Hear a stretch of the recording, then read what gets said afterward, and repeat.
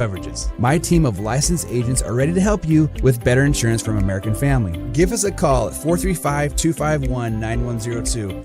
This cheesesteak is so freshly grilled, you can still hear it sizzling. I can hear it too. Me too. Actually, it's the Cheesesteak? grill.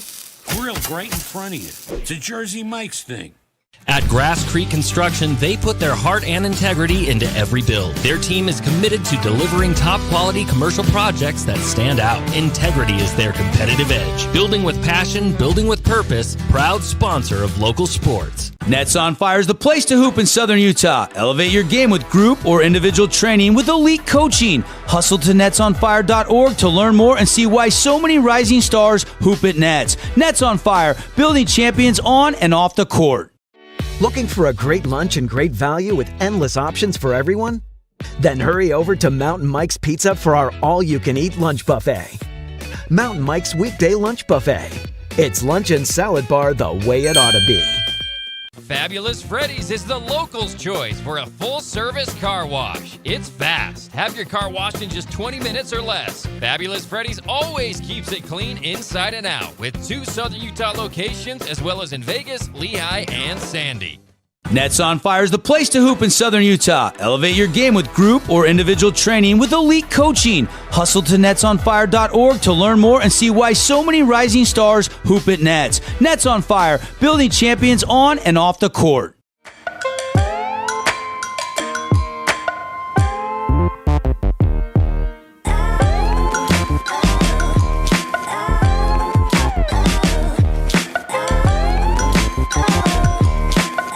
From bold statements to subtle compliments, Wilkinson's House of Lighting will help you more fully enjoy all the different spaces in your home. Find us online at shopwilkinsons.com or come in and see what's new. 88 East, 1160 South, just off Main. At Great Harvest, we believe in crafting more than just bread. We provide crisp, garden-fresh salads and savory sandwiches. Everything from garden-fresh ingredients to our signature handcrafted bread. Our friendly staff will guide you to find a meal that will leave you craving seconds. At Great Harvest, we truly provide something for everyone. And don't forget our baked goods. Satisfy your sweet tooth and finish your meal with a brownie or cinnamon roll. Come visit us at Great Harvest. At Findlay Subaru, we win for our customers. From the first handshake to you driving off the lot, our team runs the perfect game plan every time. Score your next Subaru at Findlay Subaru, 1453 Sunland Drive, on the saving side of the freeway. Hey, have you tried the St. George Stretch Lab? It'll help boost your athletic performance, help you feel less restricted in your movements, knock out those nagging aches and pains, and melt away your stress. Right now at the St. George Stretch Lab, get an intro stretch for just $39. That's $30 off. Mention keyword radio. Asphalt. It's not something we often think about, but we all use it every single day. Holbrook Asphalt knows how vital good roads are for our communities. University research has shown Holbrook Asphalt's innovative HA5 product slows asphalt aging by an incredible 67%. This means your pavement assets last significantly longer and cost less to own. Holbrook Asphalt, world-class pavement preservation right here in Southern Utah. Visit holbrookasphalt.com to discover more. At Grass Creek Construction, they put their heart and integrity into every build. Their team is committed to delivering top-quality commercial projects that stand out. Integrity is their competitive edge. Building with passion, building with purpose, proud sponsor of local sports. You could wander around a warehouse store forever and never find the... Well, greetings and salutations on a Friday night, kicking off your Labor Day weekend here live on the Fan Sports Network and streaming on the fansportsnetwork.com, our YouTube page, as well as KSLSports.com. Devin Dixon, Paul Ratliff here in our Region 9 Tailgate Show, built by Bucks Ace Hardware. Paulie, we're settling in on the 97th all-time meeting between Dixie and Cedar. Man, this rivalry goes back to 1930. Dixie, of course, founded in 1911. Cedar was playing football even before officially founded the school in 1940. And George Phelps Facts, 97th meeting. 64 wins for Dixie, 32 wins for Cedar over those 96 previous matchups. Yeah, a lot of matchups, a lot of track record there, and we obviously, this is a rivalry. It is every sense of the word. I mean, we heard that these teams had some tensions that were bubbling over in the summer and 7-on-7 work and stuff, and it just is a rivalry. St. George, Cedar, the separation, everything matters in this game, and I cannot wait till we get kicked off. People get excited about rivalries. Welcome into the Grass Creek Construction broadcast booth. I'm Devin. He's Paul. We're here all night long. Dusty Allen, our producer. We got Caden, Formaster, working the sidelines tonight, helping with the second camera. Monica will be here, as well as Andy back in the Fan Sports Network Findlay Studios. Big crew tonight. One game. It's the rivalry, bringing at you. You know how fueled you get for your favorite rivalry? Yeah, absolutely. I know how I get for my favorite rivalries. I grew up on the Apple Cup, the Holy War, obviously any divisional rivalry with the Seattle Seahawks. And it's my whole focus for the week leading up to the rivalry game, and then I'm locked in the whole time. I feel like Cedar fans are locked in. I feel like Dixie fans are locked in. Paulie, I asked both coaches a little bit about this. They got in a 7-on-7 game this summer, and there was a little mashup. There was little tempers flaring this summer. So hopefully it's all played out between the lines tonight. But you hear the old stories. There was fights in the parking lots. This rivalry does have some history. That's right. I mean, you speak about the Apple Cup, the Holy War. For me, it's the backyard brawl. Yes. Over 100 meetings. And this kind of has that feel to it. Even though it's at the high school level, it's still these fans interact with each other. You see each other out. You're out and about talking football all the time locally. And these two teams under the lights tonight, big task for both teams to stop each other and score points. I think it's going to be a really fun game schematically, a chess match between Ty Hyatt and new coach Will Liebert. So I'm really excited to see what unfolds. Hey, congratulations. We want to congratulate our Mountain Mike's Mountain Mover, our first award recipient. This is a new thing we're doing here on the Fan Sports Network with Mountain Mike's Pizza out in Hurricane. Jersey Smith, congratulations. Snow Canyon Jr. hadn't secured a varsity spot, but Coach Thorkelson, nominator, said the team is better because of the effort. Kids' attitudes are better because she pushes them. She's always positive, and that's exactly the type of athlete we're looking for. So congratulations to Snow Canyon's Jersey Smith, our Mountain Mike's Mountain Mover Award. And we're already looking for the next award winner throughout this week, and we'll announce that next week. Pregame show here, Tailgate show, brought to you by the Stretch Lab. Get an introductory 50-minute stretch for just $39. If you go into the Stretch Lab, mention code word radio. That's a huge savings. Normally that introductory is $69, just $39. Huge savings. You're going to love it.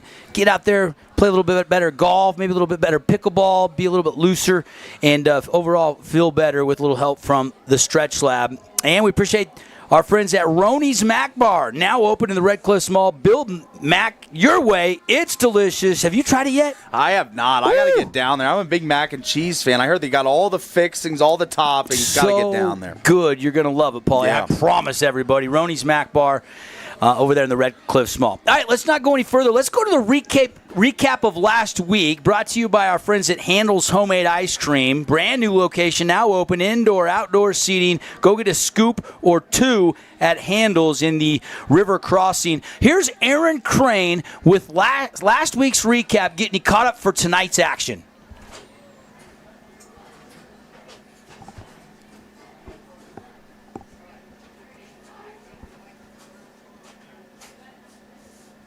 Your Region 9 recap. Over at Hurricane, the Tigers hosted the Moapa Valley Pirates. Let's send it to our Big O Tigers fan cam as the Tigers student section gets ready for the game. Moapa would start off the ball and get a big first down. Then they would hit pay dirt on this tough run to take a 6-0 lead.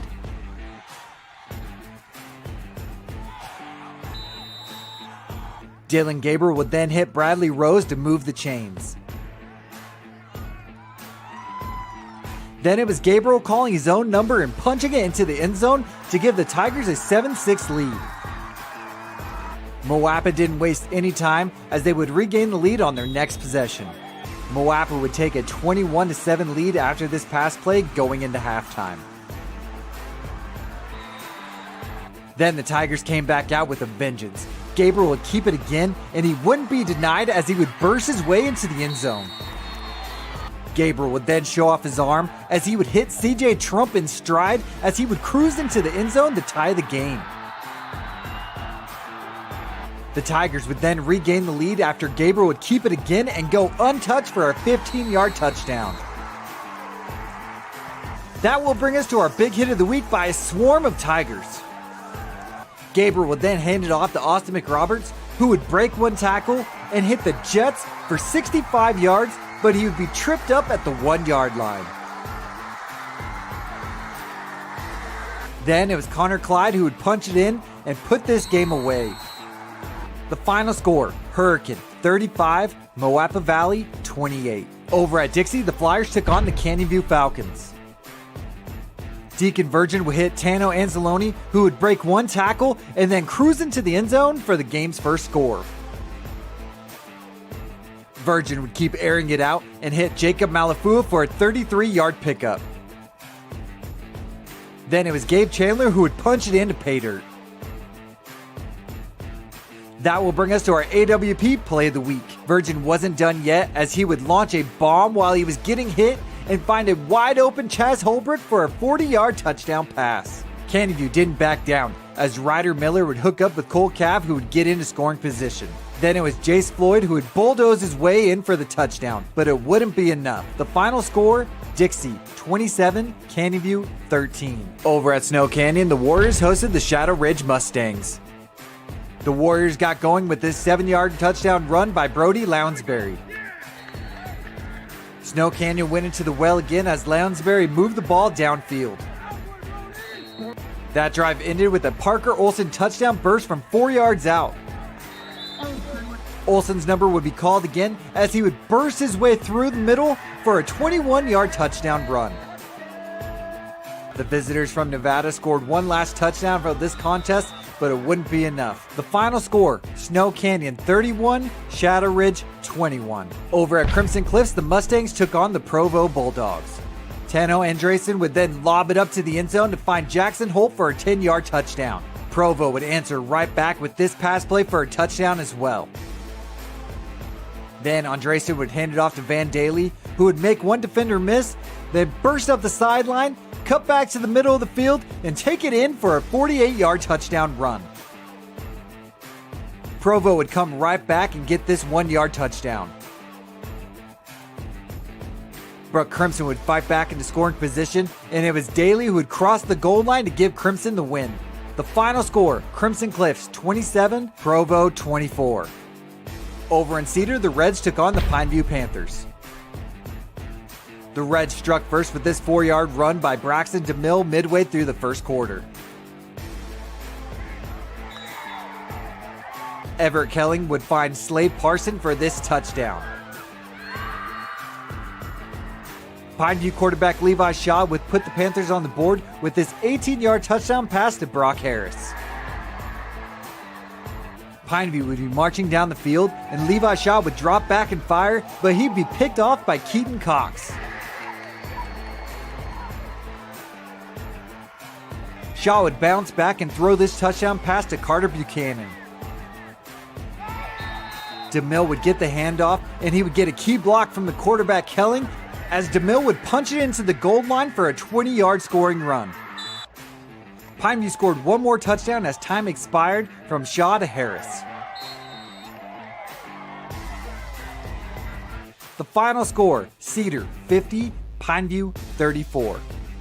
Then up in Harriman, the Mustangs hosted the Desert Hills Thunder. The final score in that game, Harriman 50, Desert Hills 3.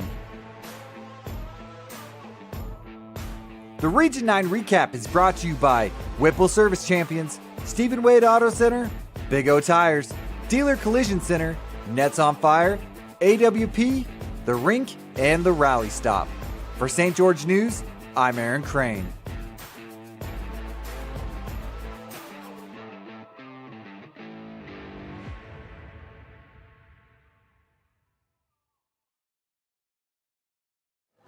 And that was Aaron Crane there with your Region 9 recap here inside of our Tailgate show built by Buck's Ace Hardware. Stop by one of their 3 Southern Utah locations, including that monster, beautiful new location out in Hurricane. Yeah. The popcorn place, right, Paulie? Absolutely. Yeah. They'll get to all your lawn and garden needs, everything for the house. Think Bucks, 3 Southern Utah locations. Also appreciate the Back Nine Golf. They got that new location opening in October. Got some great deals coming up with that new location. Nothing boosts your game like an hour at the Back Nine. Appreciate our friends at Honolulu Grill, spreading the aloha not far here from Dixie High School. It's all good for Boo Boo and the gang down there at Honolulu Grill. I like the Kahlua pork, double mac with sweet sauce on the white rice. There you go. It's my go-to. I hear you. I like the Loco Moco burger. It's all right, great. that's going to do it for our tailgate show. We'll take a timeout. When we come back, we'll dive into the Sport Court of Southern Utah pregame show. Will put all our attention on the matchups in Region 9, and we'll talk about this one specifically, Dixie, Cedar, coming up on the Fan Sports Network. You could wander around a warehouse store forever and never find the one thing that could make all the difference. A helpful face? Now that's something to consider. Everything your local Bucks Ace stands for is written on our faces. Welcoming, neighborly, knowledgeable. When you're in need of a helpful face, visit one of our 3 Southern Utah locations. Need an appliance or two? AWP's got you. Check out the remodeled expansive showroom, highlighting the Cafe series with colors like matte black, matte white, and modern glass. Make your kitchen stand out. Come see the local boys at AWP across the freeway from the Bloomington Walmart. Hey St. George, this is Brian. I'm the new owner of your local Everbowl. Looking for a delicious, nutritious meal? Come to Everbowl. Our acai bowls are packed with superfoods to fuel your day. And it's where Region 9 sports fans fuel up. Create your own relaxing, comfortable space. Boulevard Home offers the guaranteed best prices on furniture, appliances, mattresses, and more. And buy with no interest financing. Shop Boulevard Home, because home is who we are. At Findlay Subaru, we win for our customers. From the first handshake to you driving off the lot, our team runs the perfect game plan every time. Score your next Subaru at Findlay Subaru, 1453 Sunland Drive, on the saving side of the freeway. At Findlay Subaru, we win for our customers. From the first handshake to you driving off the lot, our team runs the perfect game plan every time. Score your next Subaru at Findlay Subaru, 1453 Sunland Drive, on the saving side of the freeway.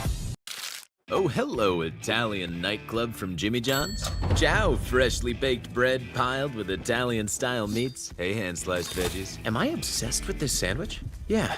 So what if I am? Jimmy John's. Order online or on the app. Kabuto's, St. George's #1 sushi and ramen bar. Student specials available Monday through Friday from 11 a.m. to 3 p.m. Make sure and give them a follow on social media at Kabuto Utah for weekly giveaways and local events. This cheesesteak is so freshly grilled, you can still hear it sizzling.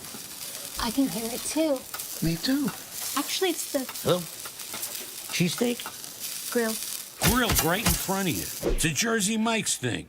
As a local business owner, it's important to get the word out about your business. More people equals more revenue for you. Get your business in front of over 160,000 people in southern Utah each week with St. George News. Contact St. George News today. At Findlay Subaru, we win for our customers. From the first handshake to you driving off the lot, our team runs the perfect game plan every time. Score your next Subaru at Findlay Subaru, 1453 Sunland Drive, on the saving side of the freeway. Flynn Group plays to win. From commercial to residential projects, we deliver the total building envelope. Roofing, glazing, and architectural metals. Championship quality every time. Flynn Group, we've got you covered. Welcome back to our Boulevard Home Game of the Week. Devin Dixon, Paul Ratliff, the whole Fan Sports Network crew is here at Dixie High School again. This is the 97th meeting, and we welcome you into the Sport Court of Southern Utah pregame show. We love our friends at Sport Court. We are searching already for our next Sport Court Fan Sports Network $5,000 scholarship. We're going to give that out next year in the springtime, right around graduation. And if you want to nominate an athlete, the criteria, got to play a varsity sport, got to have a 3.0 GPA, got to be very involved in the school. You can do so by just going to thefansportsnetwork.com. If you're looking at a pickleball court or a basketball court or a multi-purpose court, you want Sport Court of Southern Utah.com. Call them up, have their design team come out, get you a free quote today, see what you can turn your backyard into with a little help from Sport Court of Southern Utah. Paulie, couple injuries to talk about here inside our pregame show. Bad news for the Flyers. Payson Jacobson, who had a great start to the season at wide receiver, out tonight with a shoulder injury, not dressing. And Bristol Woods also continuing to rest up some ribs. They think maybe next week or the start of region play for Bristol. Yeah, that's unfortunate for the Flyers. Of course, Bristol, their leading sack guy last year of the returners on the team this year. So it hurts not having a guy that is a tenacious pass rusher on the field for you tonight, especially against a really good returning quarterback like Everett Kelling. So, yeah, they'd love to have him, but he's going to be out another week, like you say. Let's dive into some of the storylines here. Let's start with our Ever Bowl keys to the game. It's where St. George gets their superfood fix. Ever Bowl in the shops at Zion. Well, actually, the Red Rock Commons, over there next to Dick's Sporting Goods, Chick-fil-A. You can find Ever Bowl, delicious acai bowls. They got greens. They've got healthy treats you're going to love at Ever Bowl. And, Paulie, let's start first for Cedar, coming in 2-0. Big win week 1 against Bear River, and then out shooting Pineview last week, taking care of the Panthers. Already one win over an old Region 9 team, even though this isn't a conference game, as they come down to Dixie for the old rivalry. That's right. We talked to Coach Hyatt this morning on the show, and our first key would be run-pass balance for me. I think that they've been really prolific through the air this season, but Coach Hyatt stressed this morning that even if you're not getting a ton of production on the ground, you still got to commit to running the football against a defense like Dixie that's given up 18.5 points a game through 2 games. So run the football, run pass balance, important. Second key, I would say, is just feed Slade. Just don't overthink it. He's been really, really good this year. 5 touchdowns, 291 yards through 2 games. If given the space and the targets, this guy can exploit defenses and make big plays. So. Slade Parsons is averaging 26.5 yards a catch. He's a big play guy. 11 catches for 291. He's the take-the-top-off explosive guy. Got to find a way to get the ball in his hands. And Everett Kelling, very experienced quarterback, rocking that 41. Mm-hmm. Maybe BYU fans can watch the game, get a little used to their quarterback, Bear Bachmeier, wearing 47 this year. Absolutely. So Everett making the 40 quarterback number look cool again, baby. I like that. He's making it look sexy. I agree. It looks great. 41, not a quarterback number generally, but he's making it look good this year. Coach Hyatt was on our show this morning, Paul. He said, you talk about, gym rats in basketball or field rats in baseball. Football freak comes to mind when describing Everett Kelling. His dad is the defensive coordinator over there at SUU with Delane Fitzgerald, and he just eats it, lives it, breathes it. He's sharp. He started about game 4 or 5 of his sophomore year and has been the guy. Now he's a senior, so expect good decisions from the experienced quarterback. Really one of only 2 quarterbacks in Region 9 coming back with experience, the other being Pineview Panthers, Levi Shaw, and Kelly beat him head-to-head last week. He's going to have to tangle with Deacon Virgin, though. Deacon Virgin, just a junior, made his first start up in Richfield, lost, threw a couple touchdowns, though. Last week got his first win as a starter as they beat Canyon View, so Dixie already notching an Iron County win. But he's going to have to be sharp tonight for the Flyers. What are the Ever Bowl keys you think for Dixie and first-year head coach Will Liebert? I think for first-year head coach Will Liebert, it's got to go back to his roots. It's the offensive line. He's got to keep Deacon Virgin upright. He's proven to be capable of making big plays. Chaz Holbrook, the 40-yard score, the 80-yard score to Tano Anzalone in the first week. So it's really, really compelling watching this and seeing him progress week to week. So I'm really looking forward to what the offensive line can do with another week under Liebert's tutelage and getting them lined up and in the right places and just blocking well, pass protection and run protection, or run blocking, I'm sorry. So I'm really looking to see the offensive line improvement this week for Dixie. All right, we got to take a timeout. More Sport Court pregame. When we come back, appreciate our friends Sport Court of Southern Utah.com. Go check them out for your multi-purpose courts. We'll take a break for our anthem. Messages from our great local partners, and then we'll be back. We'll pick our Findlay Subaru Star Watch and some final thoughts before wander around a warehouse store forever and never find the one thing that can make a meeting. You could wander around a warehouse store forever and never find the one thing that could make all the difference. A helpful face? Now that's something to consider. Everything your local Bucks A stands for is written on our faces. Welcoming, neighborly, knowledgeable. When you're in need of a helpful face, visit one of our 3 Southern Utah locations. Aloha, sports fans. It's Boo Boo and Nick from Honolulu Grill. Come get a taste of the islands. Try our famous Kahlua pork or tender teriyaki chicken, and you'll love our mac salad and sweet sauce on your rice. Don't forget to try our original Kava 8 at Honolulu Grill. It's game time. At Grass Creek Construction, they put their heart and integrity into every build. Their team is committed to delivering top-quality commercial projects that stand out. Integrity is their competitive edge. Building with passion, building with purpose, proud sponsor of local sports. 3, 2, 1, 0.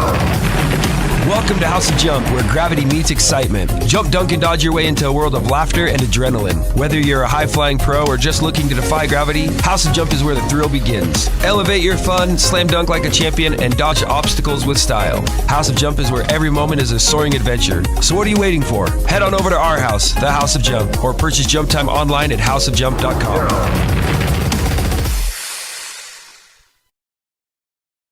Huge news! Sport Court has a brand new showroom and design center, and it's next level. See why so many are choosing Sport Court here in Southern Utah for top quality basketball, pickleball, and multi-purpose courts. Learn more at sportcourtofsouthernutah.com. Huge news! Sport Court has a brand new showroom and design center, and it's next level. See why so many are choosing Sport Court here in Southern Utah for top quality basketball, pickleball, and multi-purpose courts. Learn more at sportcourtofsouthernutah.com. Hey, St. George, this is Brian. I'm the new owner of your local Everbowl. Looking for a delicious, nutritious meal? Come to Everbowl. Our acai bowls are packed with superfoods to fuel your day. And it's where Region 9 sports fans fuel up.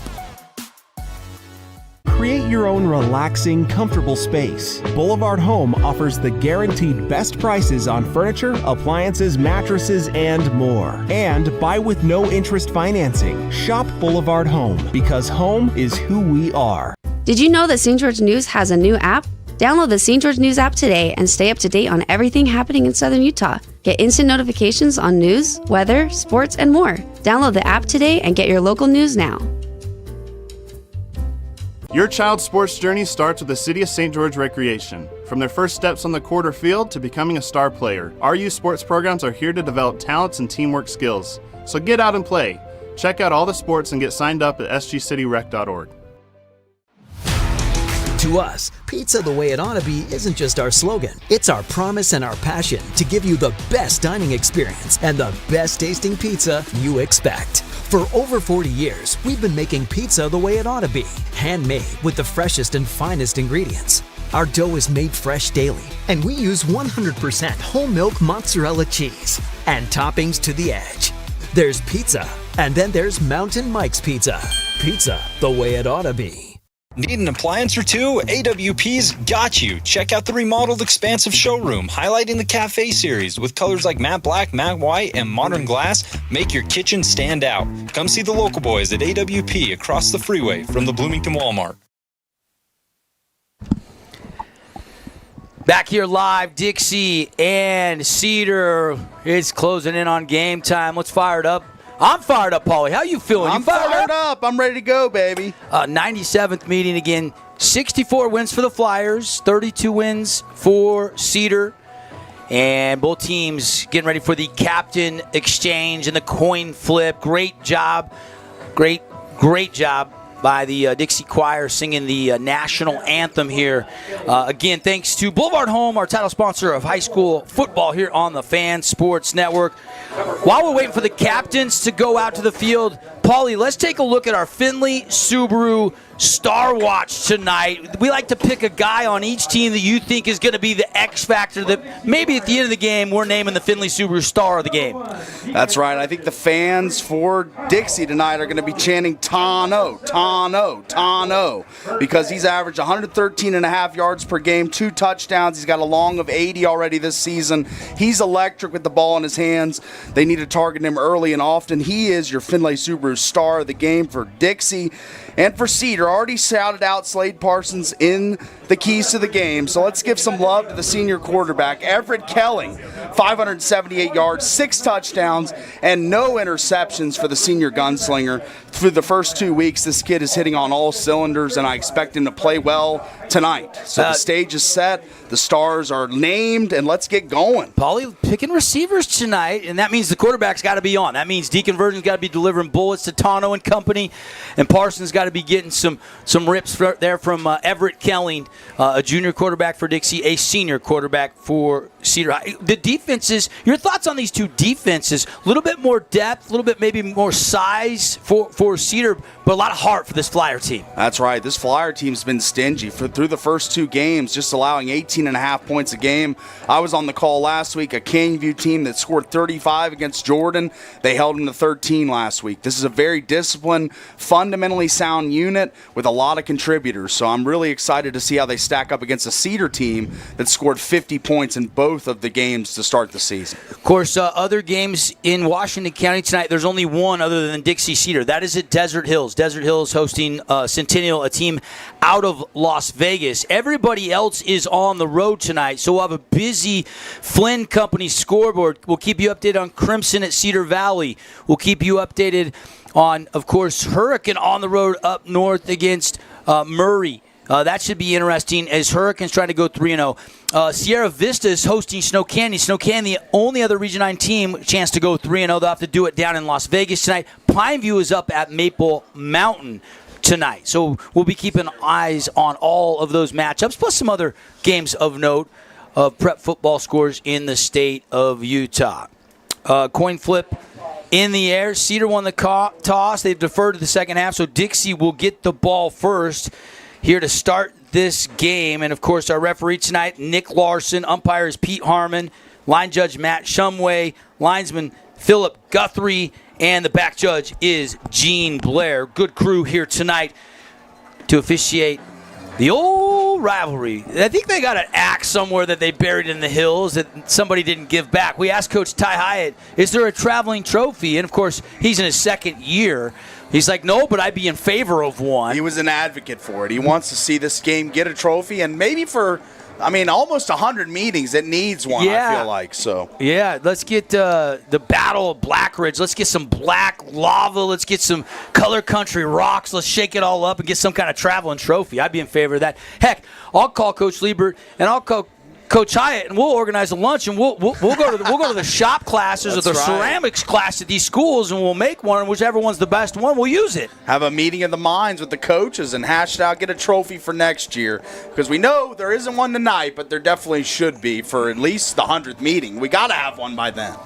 I was going to give you a little taste of Will Liebert and our Coral Canyon coaches' comments, but I don't know if we have time because we are moments away from kickoff here as the Flyers have retaken the field with the Flyer flag, a couple American flags, and we are going to kick this thing off. But Paulie, Coral Canyon, 25 years, fantastic golf. Labor Day weekend, call out and see if they got any tee times left or make some plans in the next couple weeks to get the sticks out and go play. Coral Canyon is absolutely fantastic right now. 435-688-1700. What you can kind of transcribe some of Coach Liebert's comments. Yeah, Coach Liebert, he's obviously wanting to see, like I said in the keys to the game, more balance from his offensive line, not as many blown assignments, stuff like that. He's an offensive line guy, so he takes pride in his O-line. You see them leading the charge out of the tunnel, running the Flyers out on the field, 2 big fellas. So you can tell that the offensive line has a lot of influence on this program. So I think his offense as well, he's got to get Tano the ball. He talked about that a little bit in the coach's comments as well. So really looking forward to how this offense comes out tonight. Again, Dixie Cedar.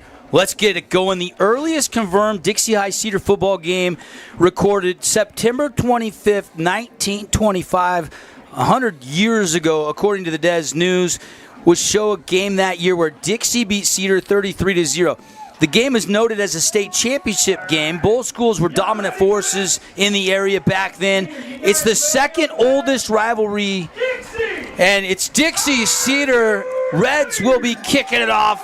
They're wearing the red with the white jerseys, white bottoms with the blue jerseys for the Flyers. Roger Christensen, the PA announcer here at Dixie, saying, let's play some football. Kick is in the air, going to be returnable from the 15-yard line. Right down the hash and finally taken down. Tackle made by the Reds' Maddox Harris after a pretty decent return out across the 30-yard line. And here comes Deacon Virgin, the junior quarterback.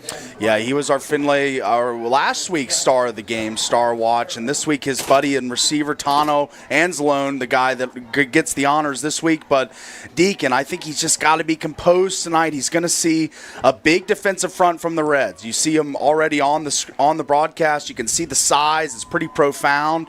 So let's see how the offensive line of Dixie does in protecting Virgin tonight to let him pilfer that ball all around the field. 1st and 10 Flyers. Pistol look. Man in motion behind the pistol. They'll swing it. It's Tano Anzalone. Anzalone puts his foot in the dirt, cuts back down the hashes to the 42, out to the 45, down the boundary to midfield, knocked out of bounds. And that is a big 18-19. Where are they going to mark him? Almost a 19-yard gain on the first play from scrimmage. And I think Coach Liebert was listening to the pregame, as we see here, just a simple swing pass, and he makes one man miss and turns a 2-yard gain into a 19-yard gain.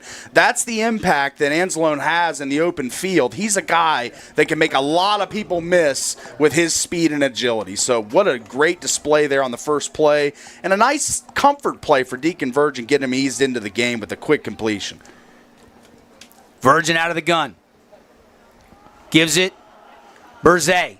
Berzay hit from the backside, knocks him forward. That'll be a pickup of 3. Now, this is Castle Berzay, and he's a junior, 6 foot, 170. Started the season kind of a 1-2 punch, but injury last week to Gabe Chandler, and he's going to get the workload tonight. Yeah, Berzay was very impressive last week. Really a one-cut-and-go guy. Not a lot of dancing in the backfield. He just gets upfield in a hurry. We saw that there. He got upfield, took a hit on, and kept on trucking his legs. Like, he is the consummate one-cut-and-go with a lot of speed, and he gets downhill in a hurry. So I'm excited to see what he looks like tonight. Played really well last week for the Flyers. 2nd down and 7. Deke out of the gun. Anzalone in motion. Deke going to hand it off. And Berzay hits the pile, fighting forward. He picks up 2, maybe almost 3 more. And it'll be 3rd down and medium here. Cody Wilstead is the new offensive coordinator. If you listen to our broadcast on the Fan Sports Network, he was part of our broadcast team. Former Pineview Panther, former BYU and Utah Tech Trailblazer, first-year OC. We lost him to the coaching ranks, Paulie, but he's up top calling the plays. I know he wants to be balanced, but if there's one thing I know about Cody Wilstead, he likes to throw the rock, and Deacon can definitely sling it. That's right. It's a different look offense from a year ago. Rand Sawyer, the main driving force. Now it's a more passing offense. And the throw, caught. Beautiful touch pass over a defender. That's hauled in by number 22, Brady Christensen. He's your DN, but they've used him a lot at tight end, and he's a big, strong target. 6'4". Yeah, as we saw in the replay there, what a nice soft hands for that catch. The ball kind of lobbed a little bit, not a lot of zip on it, but he makes the play. Yeah, I mean, it was kind of by thrown into fire and had to make that play, that kind of lofted throw, and he fits it in between 3 defenders, as you saw in the replay. I like that touch pass there from Virgin, and that'll be a big, fabulous Freddy's first down. And the Flyers knocking on the Red Rock Real Estate red zone here on the opening drive of the game. No score. Handoff, bouncing it outside is Berzay. Berzay's going to spin late to try to get it inside the 30, and it's a nice, smooth pickup of 4. Really good pursuit from the Cedar defense there. I thought multiple Reds on the scene to make sure that that wasn't a longer carry, led by Trent Twitchell. He made the first contact there. Togiai, number 10, has kind of been a machine for this defense. And then they've got Twitchell and others. You look at the leading tackler, Wankier, Ludlow, and Togiai, the top 3 coming in tonight for Coach Hyatt. Pass. Was it a forward pass or a backwards pass? They're saying go grab it. Cedar's going to grab it, and Cedar might have the football. I think it was slightly forward, but the referee did not signal or indicate that. And it might be Cedar football at the Dixie 47. And that's the danger you get into with the swing passes. I mean, it's just something that it's a risky play because that did look behind the line of scrimmage to me. Big hit there by DeMille, Daxton DeMille. He's only about 5'7", but he can come up and hit. And I think everyone thought it was an incompletion. Both Cedar and the Flyers kind of slow to make a move on the ball. But anyways, it's Red's ball going the other way. So promising start to a drive, and that play kind of foiled what looked like a good drive to start for the Flyers. Everett Kelly setting up shop. He's going to run it up the middle, and tackle made defensively by Andrew Alexander. They're 6'2", 240-pound D lineman there after a gain of just a couple. And this is strength on strength. 50 points per game plus in the first 2 games versus 18.5 allowed. So we're going to see the strength of both teams right now. And the Reds have favorable field position already on their own, or on the Flyer side of the field. So they got to lock down here and play some good defense, or else Cedar might go up early in this one. Ball spotted right in the middle of the field in Flyer territory after the turnover. Reds on the march, Twins to either side. They'll run it down the sideline, and it is incomplete. Trying to find Slade Parsons like a back shoulder type play, and they couldn't hook up. First pass, 1 target for Parsons, as he is the guy they're going to try and get involved early. And he had a step. He was open. Just a little missed target, or a little not on the mark with the throw, and allows Dixie to bring up a 3rd down and 8 here. Long situation for the Reds. Kelly, 63% completion in the first 2 weeks. Both wins for the Reds. Looking probably to complete one here to move the chains. 3rd down and a long 7. Going to throw quickly. Out route to the sticks. Catch made. Hit.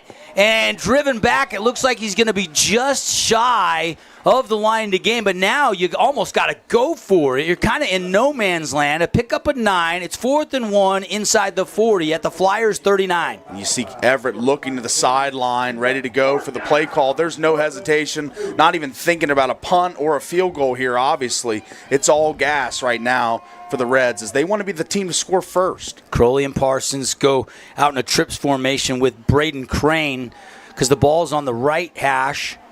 They're on the left side of the field. We'll see if they flood that area or try to get something to the short side. They're going to flood it. Rolling out, throwing it, underneath, caught. Crowley, spin move, 1st down Reds. Big Fabulous Freddy's 1st down. They needed 1. They got about 5. And that was an incredible precision pass by Everett Kelly on the roll. Gets his feet partially set, lets it fly, hits Crowley for the 1st down. Ty Hyatt talked about him. He's another guy, not just Parsons. He makes plays. Quick pass on a swing route. That is a forward pass. It's incomplete. High trying to find Crane, the senior receiver. Would have needed a step ladder to go get that one. That one just kind of fluttered out of Kelling's hands. Incomplete. Kind of lofted, flew on him a little bit, got out of the hand quick, but Kelling has looked good. He's got his feet set quickly, making quick read throws, and the ball is not staying in his hand for long for this Dixie Flyer defensive line and linebacker core to get a rush on him. Reds trying to get points off the turnover here. 7:19 still left on the Nets on Fire first quarter clock. They'll run it. Bouncing it outside. Turning down near the 25-yard line. That's Braxton DeMille with the carry, a 2nd of the game, and pretty productive. They'll give him a gain of 5 down to the 26-yard line. And I like this from Coach Hyatt. I mean, he talked about it, stressed the importance of the run-pass balance. Pass game looking really good early, but he's still sticking to that run, committing to it, trying to set up the play action later in the game. I love this from Coach Hyatt. Brent Martin, the tight end. Now they'll go fullback over there to the right side of Kelling. Kelling drops straight back. Pressure comes, steps up in the pocket, avoids the would-be sack. He's going to tuck and run and get positive yardage down inside the 20-yard line.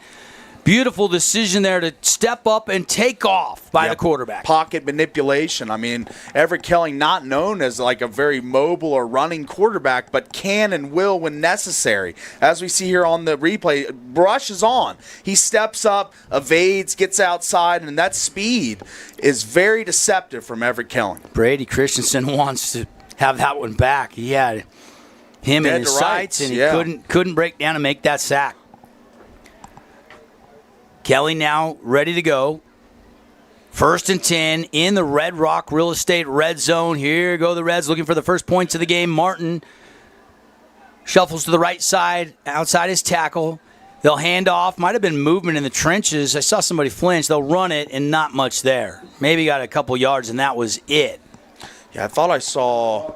Looked like Martin and the right tackle both kind of flinched there, but no call, and we play on 2nd down and 7 after a pickup of 3 by DeMille.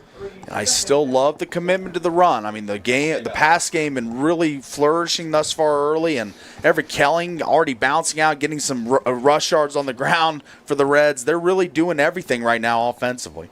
Devin Dixon, Paul Ratliff, this is our Boulevard Home Game of the Week. The Boulevard, making your house more like home for over 50 years. No score. First possession offensively. They want a reset of the play clock. And now they'll wind it. 2nd down and 7. Kelling drops back in a shotgun. DeMille to his left.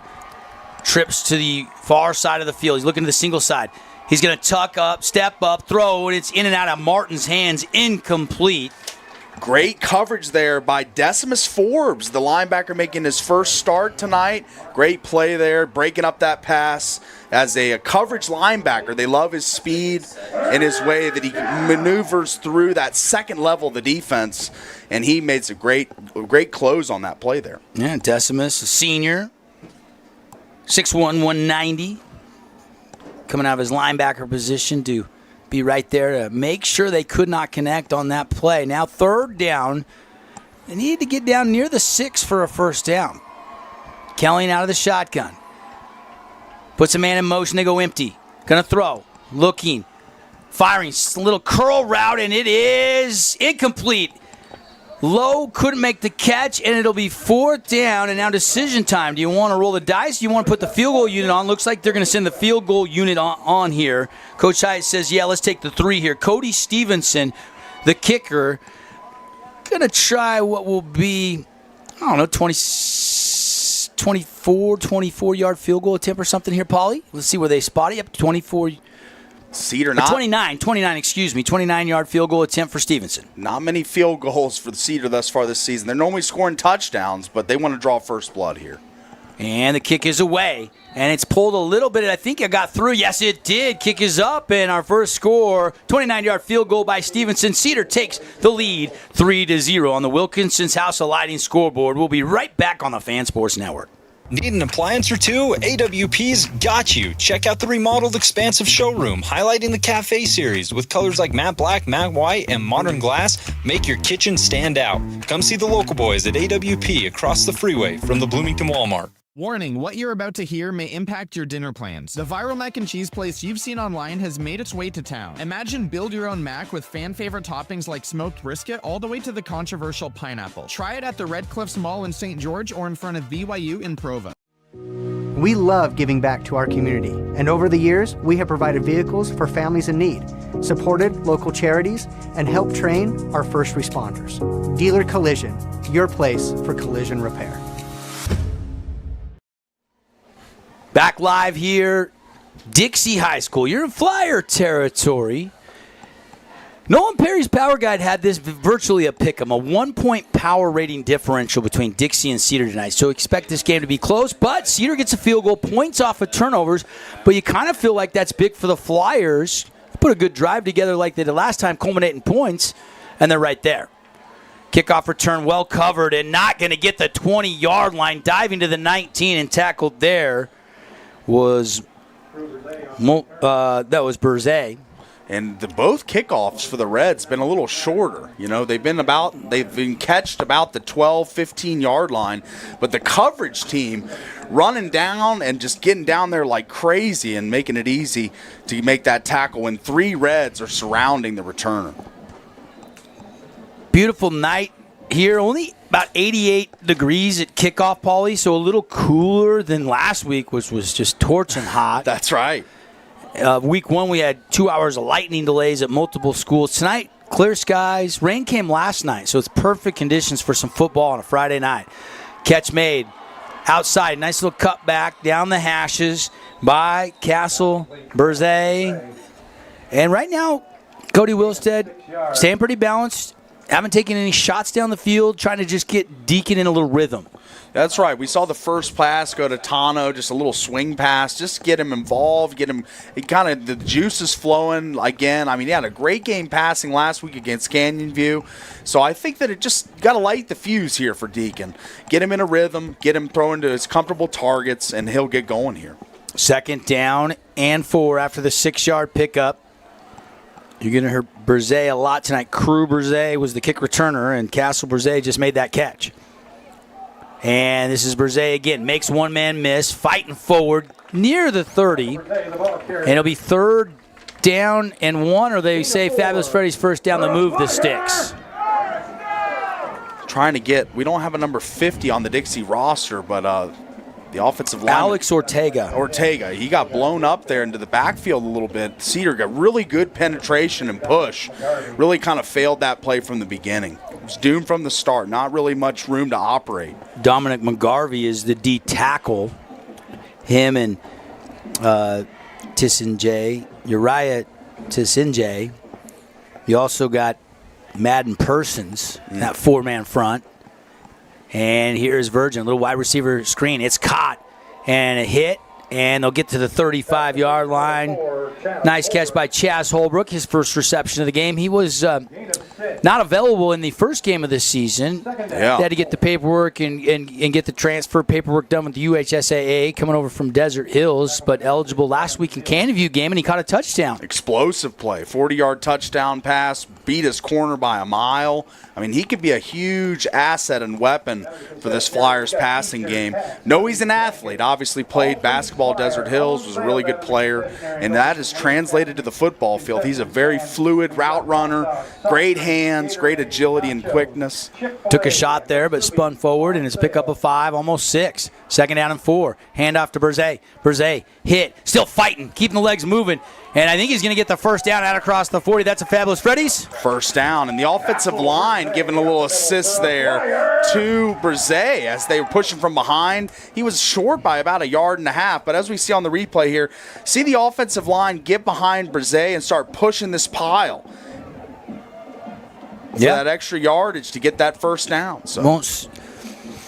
Look almost like a Philadelphia Eagle tush push at the end of that run, didn't it? A little rugby scrum, whatever you want to call it. That really is what the tush push is, a rugby play in my opinion. So that was just an old-fashioned rugby scrum. Who wants it more? And the Flyers did. You were never on a rugby team, I were was you? never, no. 1st and 10, Virgin. Hits the out route. It was kind of in between both his receivers. And Johnson, the intended receiver, I think, and it's an incompletion. Deacon Virgin comes in 66% completion percentage passing through the first 2 weeks of the season, a 1-1 record. Pretty good for the junior, who saw a little bit of late fourth quarter time last year, but obviously this is just start number 3 of what could be a long career. This kid is 6'5". He's probably still growing.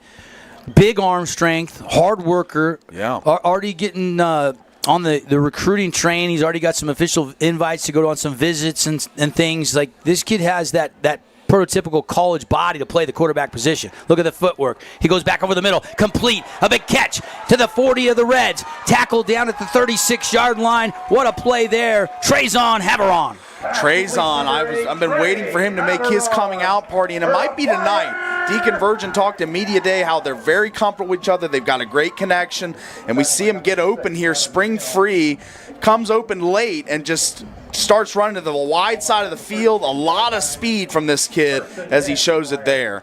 And Deacon looks comfortable now, starting to get into a groove a little bit. That first drive halted because of the backwards pass that ended up being a fumble, but they're rolling right along once again. Haven't taken that shot yet, but you know it's coming. Maybe right here. Cody Wilstead, the offensive coordinator, they'll run a fly sweep that they so often do. They'll give it to Anzalone around the right side and a gain of 4. And I've always been a believer in that. You've seen Tano get a swing pass out of the backfield and then a handoff. I think coverage and getting him passes is going to be a little tighter now that he's really emerged onto the scene the last couple weeks, and the film shows how explosive this guy is. So they just want to get it in his hands however they can, even if it is a handoff, like which it was last play there. 3-0. Cedar is leading. Dixie was driving, but they said a lateral pass recovered by the Reds. They went down, settled for 3, and now the ensuing drive, Dixie's second possession, they're marching down inside the 25-yard line, and that is a big first down run by Brzee, Castle Brzee, and that's enough for a Fabulous Freddy's. First down, and Franco de Casas, really good block there, pushing and springing that Brzee first down. I thought he did a really good job sealing the edge there for the Flyers. Fresh set of downs. Of course, for first-year head coach Will Liebert, second-year coach for Cedar and Ty Hyatt. Both coordinators for the Flyers are first-year coordinators. Brian Virgin, the defensive coordinator, and Cody Wilstead, the offensive coordinator. Quick shot to the outside, in and out of the hands, and took a shot. That's a dealer collision, big hit. And unfortunately, didn't come up with the ball.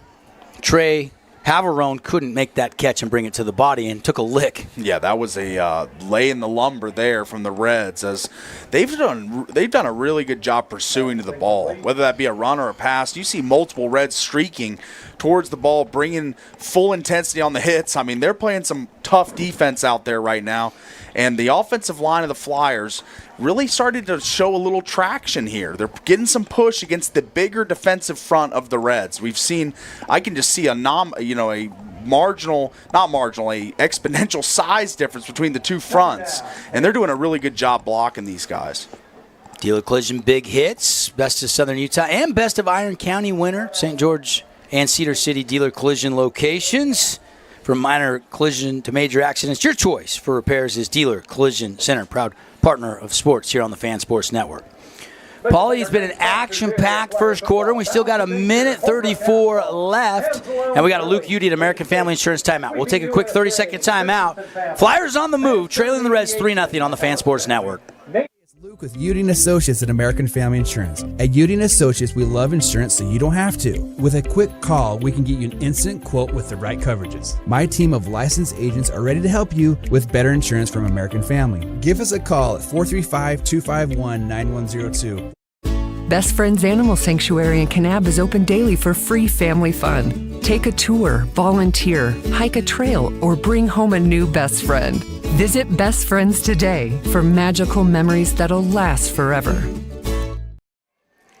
Tonight's game brought to you as we welcome you back by Kabuto Sushi and Ramen Bar in St. George. Get on over there. They got student specials. Show your college ID or your high school ID. They'll get you in and out quick between 11 and 3 and get in for the vibe and the good eats at Kabuto's. And we got a false start. And this one's going to be backing the Flyers up 5, so it's going to be second down and 15. That's the first penalty of the game, if I'm not mistaken, Paulie. Yeah. And we almost played the whole first quarter. You love to see that if you're a coach of either team. That's right. Really clean script thus far. No extracurricular activities. Really clean game as far as just the rules of the game. Of course, obviously no flags until that one, but just a procedure penalty there, so no big deal. Just 5 yards for the Flyers, second and 15 now. You got to be thinking this might be Chaz Holbrook territory, a deep shot maybe to the corner of the end zone. Virgin pistol, Flyer quarterback and a throw, looking left, steps up in the pocket, hit and sacked. And I think he fumbled. I don't think so. I think he held on to it behind the rusher's back, and they say his knee came down emphatically. Referee pointing down, but another big loss, a huge sack there by the Reds. That was number 47. Why don't I have a 47 in my roster? I apologize. I don't have that number. Let me check something here. I'll find it. As we saw in the replay there, the penetration was coming from every part of the line. It was just very leaky from the offensive line of the Flyers. Multiple Red defenders and defensive linemen getting through. And Virgin, that was one of our keys to the game. Keep him upright, allow him the time to throw the football. And I think Chaz Holbrook was breaking open that play if he would have had a little more time to throw the football. Madden Pearson is who I show is 47. Anzalone in motion, third and long here, trying to set up the screen. And one-handed catch attempt, not there for Berzay. And it'll be fourth down. Fourth and 23 yards to go, but you're still at the Cedar 37. You take a shot here, Paul. Offense looks like it's staying on the field. Can't punt. You can't kick, I don't think so. I think it is time to just maybe throw one in the end zone. Or You would have loved to complete that pass and get 10 or 15 back there. Yeah, just a little too much air on a loft and a little too high for Berzay. Look at the safety for the Reds back near the 10. Look like they're doing a quarters, and then they're going to pooch it with Virgin, and he's going to kick it into the end zone. It's going to be a touchback. Love to see a little. That's actually a really good kick. Too good of a kick there for Deke. Good, yeah. So, the pooch punt. Cedar keeps the 3-0 lead on the Wilkinson scoreboard with 24 seconds left here in the half. Tonight's game brought to you by Cedar Shakes. Check them out. Smash burgers. You get a double smash burger if you're a Cedar fan or a student for $9. Their student special at Cedar Shakes. A drink, their delicious golden fries, and a double smash burger for $9. Wow. At Cedar Shakes. Kelling throwing over the middle, crossing route, caught around his knees. What a catch. And finally taken down, it was Braden Crane, the senior, and he'll get it out to the 29. Looks like he's just shy of a first down. It's going to be a 9-yard gain. Heck of a catch. Yeah, the Flyers done a really good job on Slade Parsons thus far, but the other guys, Crowley and now Crane, getting involved in the passing game, really affecting this early part of this game. Into the first quarter, it's 3-0 Dixie in the 97th meeting between these two schools when we come back here on the Fan Sports Network. Media has the biggest impact on your daily life. It's what's around you, what matters. And at Canyon Media, our goal is to deliver the very best in local entertainment, news, and media. From our award-winning radio stations like 99.9 Coney Country to Southern Utah's #1 source for local news, St. George News, Canyon Media, here for you. Scooter's Coffee and Hurricane is the best way to start your day or get you through your day. From breakfast sandwiches to cinnamon rolls to amazing smoothies and, of course, coffee, anytime is a good time to sip and smile. Scooter's Coffee, open 7 days a week. From bold statements to subtle compliments, Wilkinson's House of Lighting will help you more fully enjoy all the different spaces in your home. Find us online at shopwilkinsons.com or come in and see what's new. 88 East, 1160 South, just off Main. Today's game is brought to you by Boulevard Home, Finley Subaru, House of Junk, Bucks Ace Hardware, and City of St. George Recreation.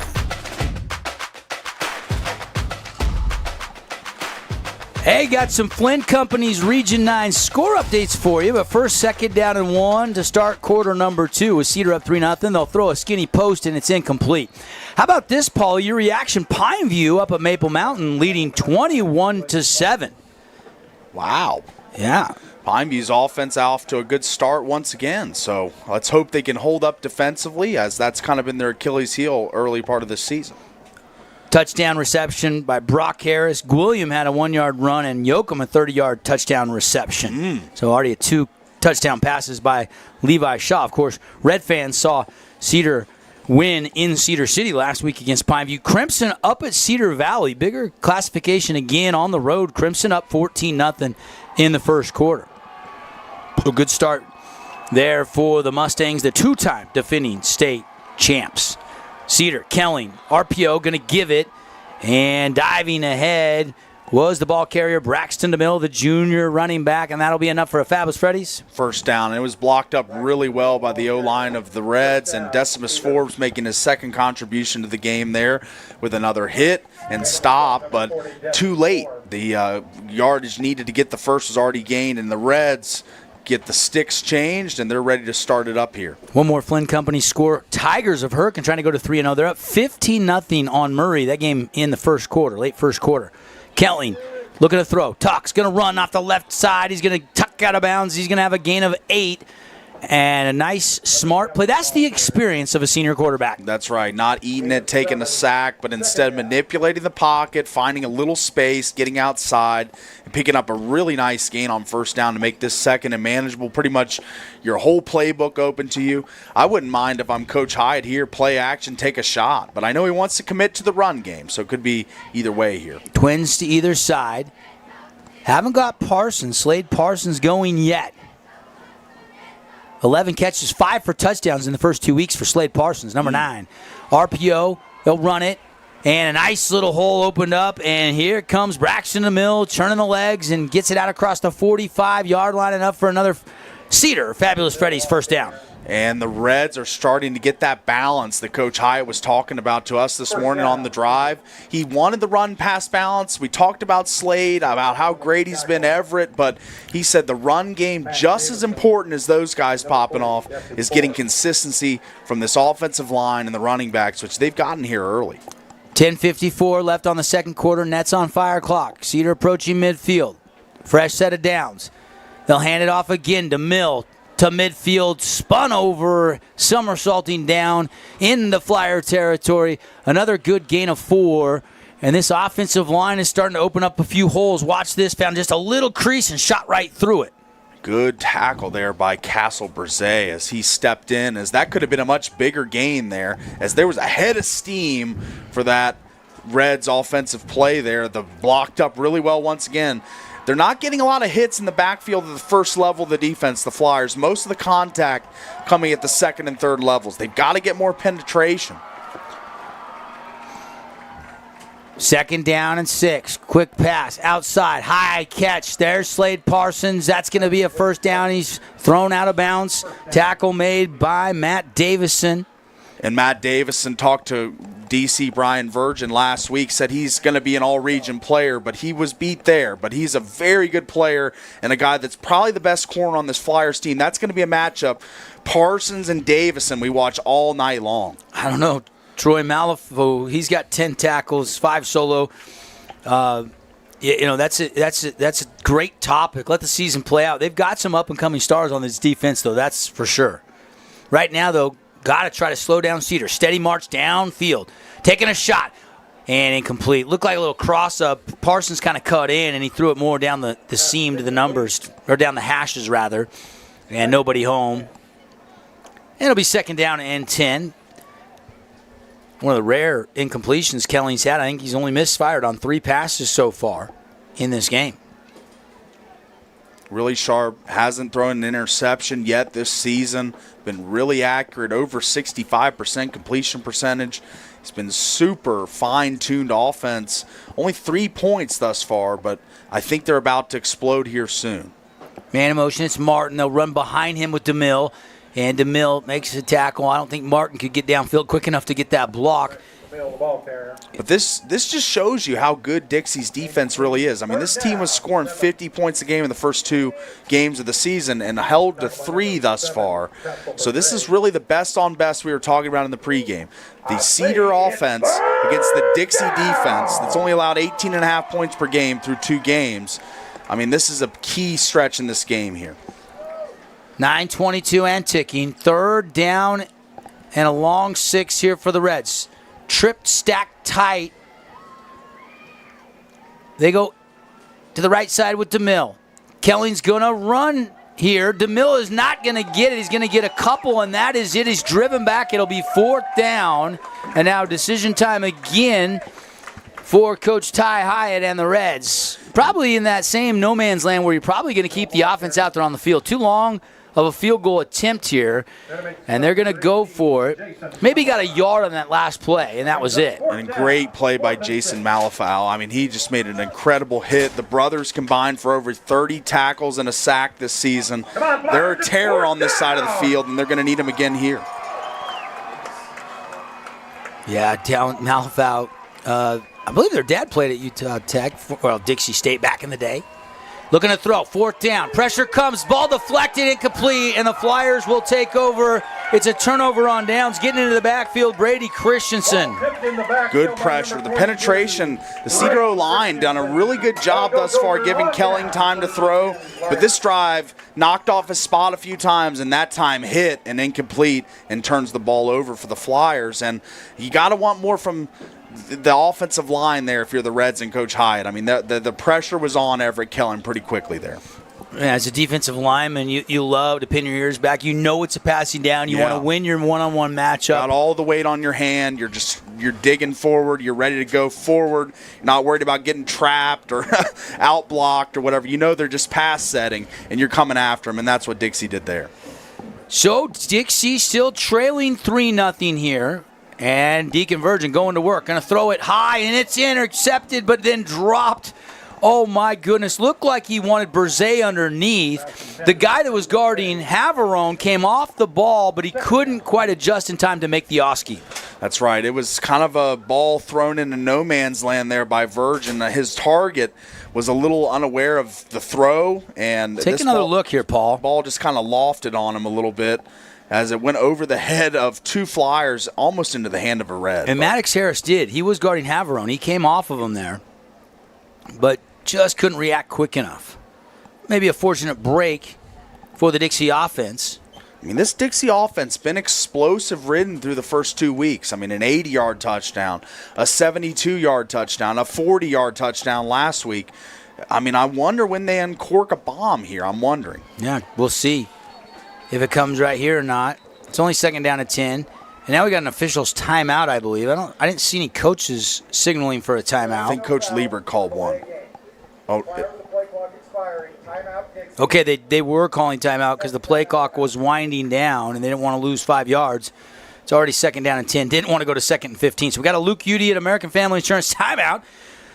Take a timeout. I know it's something you don't think about often, but insurance rates the last year or two have been on the rise. See how much Luke can save you. Doesn't hurt to get a free quote. See if he can save you on your life insurance, your auto insurance, your home insurance. Luke at Udy & Associates. Give him a call for a free quote today. Stats tonight brought to you by Scooter's Coffee out in Hurricane. Amazing drink, served amazingly fast. The taste amazing. It's just amazing, Paul. Yeah, just amazing. I love Scooters. Flyer fans kind of waiting for something to get excited about. Defense just rose and got a turnover on downs. Now they see if the offense can get it rolling.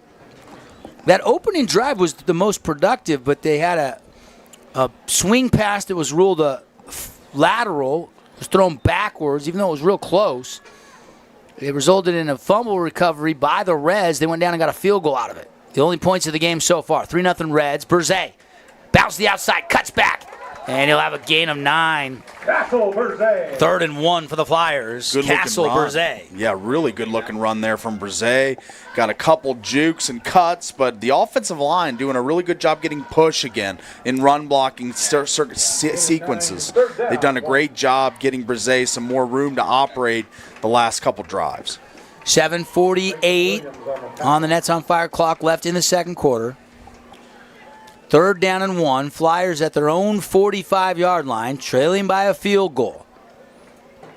Virgin going to hand off to Berzay. Berzay hit short of the line to gain. Spin move and got it. Needed 1 and got 3.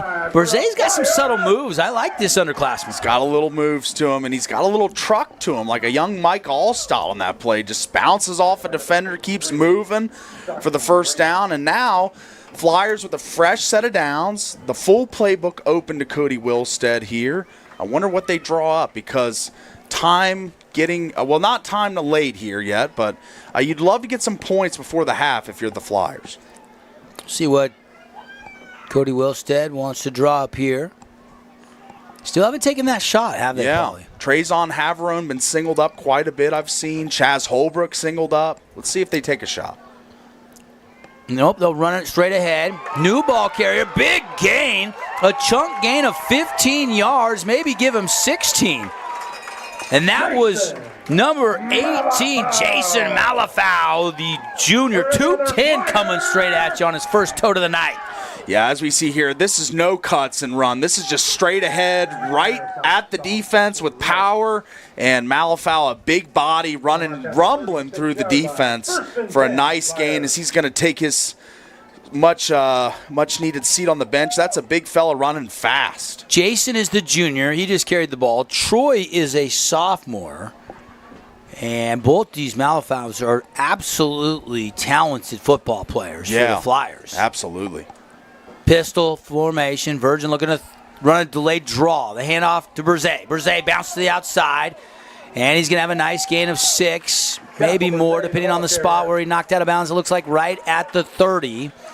This is a super productive drive for the Flyers. Not only are they moving the ball really well with the combination of run and pass, they're keeping the ball out of the hands of a very explosive offense and quarterback Everett Kelling.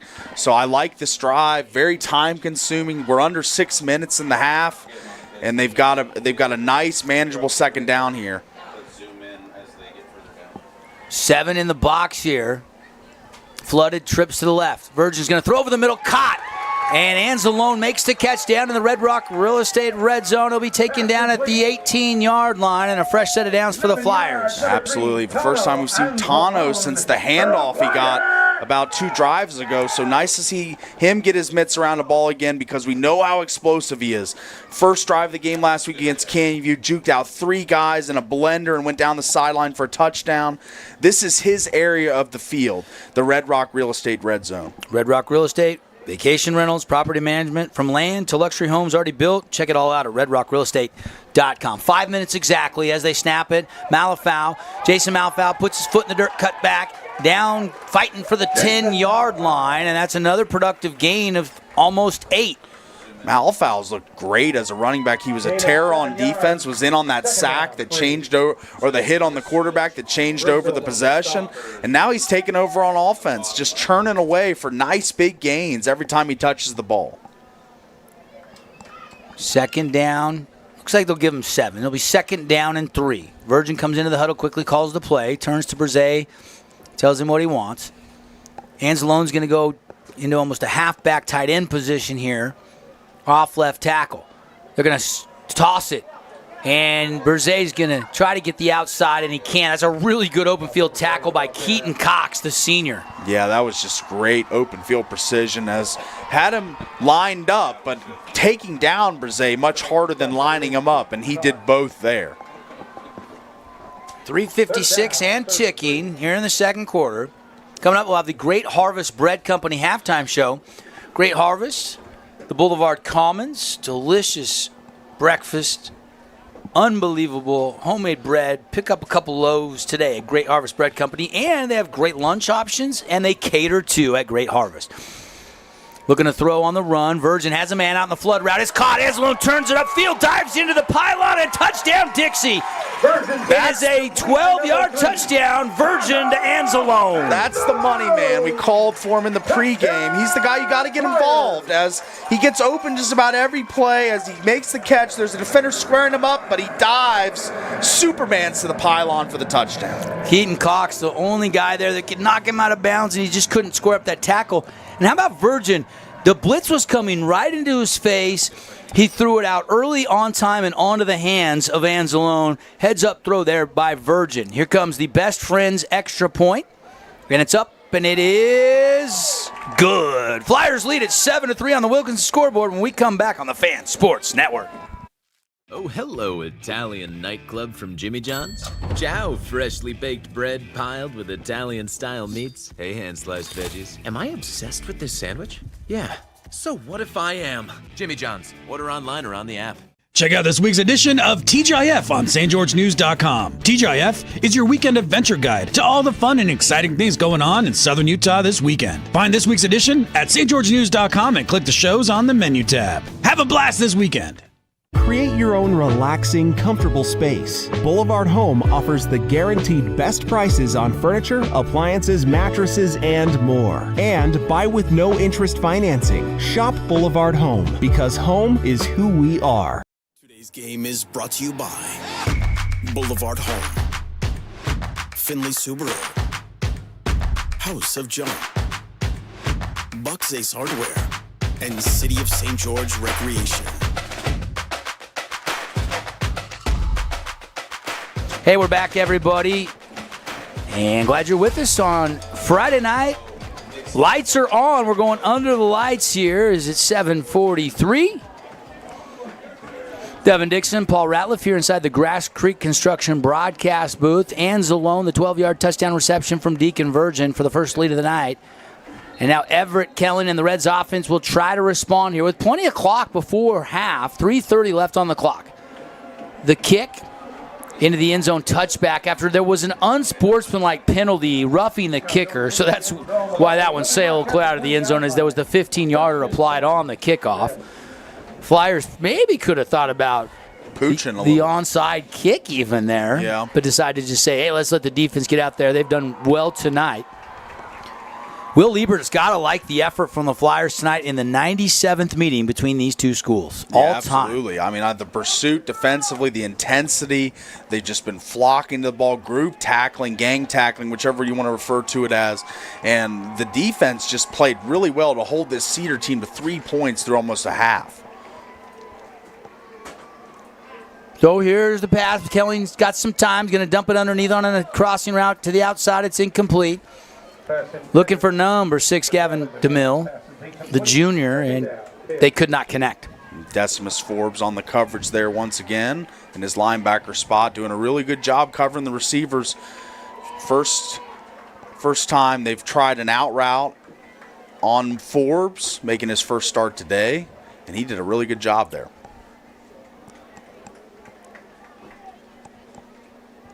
And here we go. Kelling has the snap, going to throw again, looking for the fade route. One-on-one safety, can't get there in time. Did he stay in bounds? Did he stay in bounds? It looks like yes, he did. It's going to be a catch all the way to the 45-yard line. Wow. What a play there. That was Dylan Crowley on the catch. And Coach Hyatt said, watch for Dylan Crowley. I mean, he's going to be a guy that's going to make some plays, as he did there. Just got a step, and the safety a little late getting over, and a great hands catch on the sideline to keep this drive alive. 3:18. Big throw by Kelling. Malafau coming up. Now they're going to bounce to the left side. It's going to be a keeper by Kelling. Everett Kelling's going to weave his way near the sticks. Looks like just shy. It's going to be a gain of 9 on the QB keeper. And Everett Kelling, not a guy that really runs out of to want to run. He runs out of necessity normally, but they're utilizing his athleticism more and more this year. And he is a very deceptive runner. A great athleticism in the open field, as he showed there. Clock continuing to tick now with no first down on the play or no timeout called. So now down to 2:47 as they snap this ball left in the first half. They'll run it straight ahead to DeMille. DeMille takes a dealer collision, big hit. That was number 13 for the Flyers coming up there. Isaiah Johnson, he's had a couple tackles already in this first half from his backer position. Absolutely. The linebacking core looked really good thus far for the Flyers, but a good play made, but still moves the sticks for the Reds, and now they're in business on the Dixie side of the field, moving in here with about 2:20 and ticking on the clock. Got some more scores to update you. We'll probably wait till the half, though, because only 2:15 to go of the Great Harvest halftime show. Flynn Company's Region 9 score update. We'll get you some other scores outside of Region 9 as well. And quick hitter pass complete. Crowley going to be tackled, and Christensen makes the tackle, and it's just a short gain of a yard, maybe 2. Again, really good pursuit sideline to sideline there from the Flyers, as that looked like it had more promise as the setup kind of exposed itself, and it looked as if there was more yards to be gained there, but really good pursuit from Dixie's defense. Second down and 9. They gave him just a yard. Twins to either side. Kelling calling for the snap. Has it looking to throw. Blitz comes off the left side. He's hit as he throws, and it's deflected, and it's knocked down incomplete. Good coverage there by, I think that was number 5, Crew Berzay, that knocked it down. And the heat applied by Isaiah Johnson again as we see him streak into the backfield and apply the hit. What a beautiful pressure that was. And great devised scheme there from Brian Virgin, the DC. 1:23 in. Clock is stopped after that incompletion. 3rd down and 9. Parsons will come to the short side. He'll be the single receiver on the bottom of your screen. Twins to the far side. Kelling in the shotgun. They blitz off the corner edge. They hand off. Good idea. And he's going to have a crease. And he's going to push forward. And that's a big Cedar first down. They ran away from the blitz. It worked perfectly. It's a pickup of 12, maybe 13. That's right. The Flyers were ready and waiting to just tackle Kelling there, but he didn't have the ball as it was streaking the other way for a first down. And now, not much time left in the first half, but the Reds looking to draw blood here with 6. Flyers have 1 timeout left, but Cedar still has all 3 timeouts. So they have all kinds of time here. A minute on the clock and 3 in their pocket. Kelling taking a shot, end zone, one-on-one coverage, and it's over his head, incomplete. He's trying to find Parsons. There's that Davison-Parsons matchup I talked about. One of the better ones in this game, I think, position by position, because this is a really good corner that started for a few years against one of the top receivers in 3A thus far statistically. So we're going to track that matchup all night long. And Davison was right in his hip pocket. He was. Great coverage there. It had to be a perfect throw. Yeah, I like what Kelly did, though. He let him so put it out there only for Parsons could go get it. Yeah. And it was only first down, so you didn't want to make a mistake and underthrow that ball. That's right. Clock stops, 50 seconds now. 2nd down and 10. Dixie leading 7-3 late in the second quarter. Taking a shot to the other side, into the end zone, and it's a high point. Wow! Incomplete. Oh. He high pointed it, but he couldn't bring it to the body. Trying to make the catch, Brevin Williams, and he just couldn't bring it in. That was a beautiful throw by Kelly. And great body control there. I mean, I thought he had the catch. I mean, this was an amazing body control. He pushed off a little bit to create the space, but look at that extension towards the end zone. I mean, what a beautiful attempt, but unable to come up with it. And now 43 seconds and 3rd and 10 is the result. So you've taken a shot to the left, taken a shot to the right, both down into the end zone. Now, do you want to pick up the first down or just take another shot here? You're almost into field goal range. I would probably say maybe something over the middle, use a timeout, try to get a completion here. They do go out route. Parsons steps out of bounds, moves the chains, perfectly executed by the Reds offense with 37 ticks left in the second quarter. A route running technician there from Slade Parsons. I mean, he just really freed up quickly, made it easy for Everett Kelling to make that pass. He was open for what seemed like 2-3 seconds there, so made it really easy for his quarterback. See what Coach Hyatt, Reds offense draws up here with a fresh set of downs. See if they go right back to taking a shot in the end zone. Martin goes from the right side to the left side, and now it looks like Cedar will use a timeout. Because you'd been pretty efficient and hadn't burned one, not a big deal. Still got 2 left. You'd love to save it after a play, but still got plenty of time. You want to make sure you get a good play call in here. Make sure this is a productive first down call. Get you set up for the sequence going forward here. This should be really interesting. Dixie's offense turning hot, and now the defense trying to keep the Reds off the scoreboard with 37 seconds here. Can they hold strong? They held strong. They had a 4-down stop last week against Canyon View. Can they hold this Reds team out of the end zone? If they allow a field goal here, not the end of the world, but a touchdown to take the lead would be tough. And I think that the Flyers defense ready and intense for the situation, ready to go, as we see the Reds trotting back onto the field. We'll see trips to the wide side of the field, bottom of your screen. DeMille in the backfield with Kelly. Martin's now going to go to the left side. Maybe a similar play that they were going to run before the timeout. He did that motion, then they took the timeout. They're going to run it to the short side of the field, and they'll get a couple yards tiptoeing the sideline. Where did he step out of bounds? Looks like about the... Now there's a flag down as well. Flag on the play. And I couldn't tell where the flag was thrown, so I don't know if it was at scrimmage as the snap was happening or maybe blocking downfield there. And Cedar kind of backing up a look. Looks like this one's going to go against the Reds. Yeah, it's holding against Cedar. 29 seconds left. Dixie leading Cedar 7-3. Late in the second quarter, Devin Dixon, Paul Ratliff here in our Boulevard home game of the week. Shop at the Boulevard, making your house more like home for over 50 years. Big penalty. 1st and 20. Backs him up to the 27-yard line.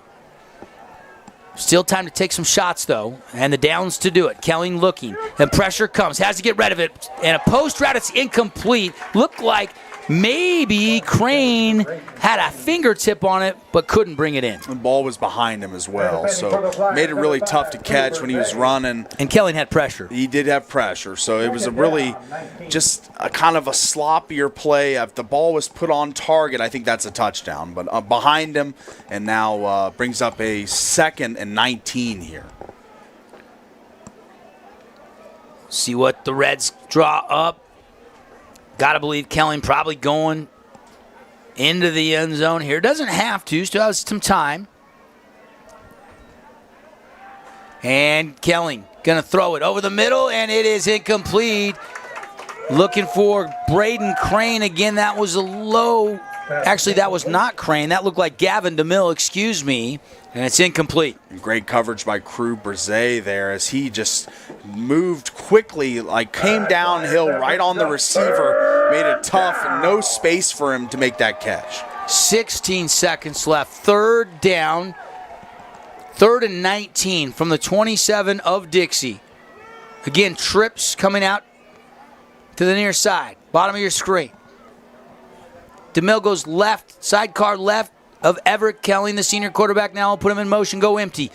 Kelly looking to throw. Looking to the near side, taking a shot, throwing it, and it is caught. Caught down inside the 15-yard line by DeMille. Gavin DeMille brought it in, and now they got to take a TO with 8 seconds left on the clock. And this is going to set them up for the field goal. The kicking team coming out now. It looks, well. Timeout, I'm sorry. Yeah, timeout. Probably got time to run one play because you still have one timeout remaining. It's 4th and 7. You're going to run a play? Oh, you're right. Yeah, I don't know. You're right. I think this might be a kicking Forgot situation. it was 4th down, Paulie. It was a great catch by DeMille. I lost track of the downs. You were absolutely right. I would take the points and cut it to 1. It's going to be interesting what they do, though. See what, I mean, it'll be a 1-point game. If you kick the field goal, you take a 3-point lead if you score a touchdown. But I'd think, obviously, that you're leaning towards kicking the field goal here. I don't know. I can make a case where, I mean, they've been hot. Coach Hyatt's in that huddle going, guys, what do you want to do here? And they're, Coach, we got this. Let's go for it. And he could be convinced to take a shot here. I wouldn't be surprised. Probably 50-50, though. You want to cut it to a 1-score game. You got a good field goal kicker. This would be like a 31-yard field goal attempt. You already made a 29-yarder earlier in the game. And they're going to leave the offense out there and go for it. So Kelly maybe could try to draw the Flyers off sides here. You do have one timeout. Nope, he's going to take a shot here. Over the middle. It is incomplete, in and out of the intended receiver's hands. It looked like DeMille had a chance. Braxton couldn't bring it in. Another week, another 4-and-out stop to end the half for the Flyers. What a nice stick there from the defensive secondary. And now they take a 7-3 lead into halftime. That throw was there, but I think DeMille maybe had Malafau coming right there in front of him, maybe kind of got in his vision or his lane. Arms a little bit. And now the Flyers probably just going to take a knee and go to the break up 7-3. It's only 4 seconds left. Virgin's in the gun, though. But, yeah, he's going to take a knee. That'll do it for the first half. When we come back, bring you the halftime report, Scooter's Coffee stats, Flynn Companies with the Region 9 scoreboard, plus Paulie's thoughts on the first half, all coming up. Flyers at home in the old rivalry game, leading 7-3 on the Wilkinson scoreboard. Relatives coming to visit? Not enough room? Maybe you're looking to host a family reunion and need a house with a pool. Red Rock Vacation Rentals has got you covered. From 2-bedroom condos to 10-bedroom luxury homes, they truly have something for everyone. Visit stgeorgeutahvacationrentals.com. Red Rock Real Estate has over 350 professional realtors in the St. George area that specialize in the local market. Whether you're buying your dream home, looking for an investment property, or want to sell your home for the highest amount, the Red Rock Real Estate team is here to assist you. Get started now. Visit redrockrealestate.com. Welcome to the Back Nine. We bring the world's best horses to you. Elevate your game at any time with 24/7 access to top-tier golf technology and expert PGA instructors available. Back Nine Golf is a place to improve your swing for all ages. Join us today. Hi there, Dr. Cody Johnson from Johnson Pediatric Dentistry. Just like any good sports team needs a game plan, your child's dental health needs one too. Call us or check us out online. Don't forget to ask for our new patient special. Johnson Pediatric Dentistry, keeping your kids' teeth in championship form. Best Friends Animal Sanctuary in Kanab is open daily for free family fun. Take a tour, volunteer, hike a trail, or bring home a new best friend. Visit Best Friends today for magical memories that'll last forever. Hey, it's Marco from Coral Canyon Golf Course inviting you to play the course with the best backdrop in southern Utah. Make sure you get out and experience great golf for a great price at Coral Canyon. Visit coralcanyongolfcourse.com or call us at 435-688-1700 for your tee times. Your child's sports journey starts with the City of St. George Recreation. From their first steps on the quarter field to becoming a star player, our youth sports programs are here to develop talents and teamwork skills. So get out and play. Check out all the sports and get signed up at sgcityrec.org. Hey, it's Sheldon Demke. Check out the latest episode of What's on the Menu, a behind-the-scenes tour of local restaurants. We'll see some of their favorite dishes and get an inside look on how these dishes are prepared. Check out this week's episode at stgeorgenews.com and click the shows on the menu tab. Hi there, Dr. Cody Johnson from Johnson Pediatric Dentistry. Just like any good sports team needs a game plan, your child's dental health needs one too. Call us or check us out online. Don't forget to ask for our new patient special. Johnson Pediatric Dentistry, keeping your kids' teeth in championship form. Flynn Group plays to win. From commercial to residential projects, we deliver the total building envelope. Roofing, glazing, and architectural metals. Championship quality every time. Flynn Group, we've got you covered. Hey, Stone. Visit holbrookasphalt.com to discover more.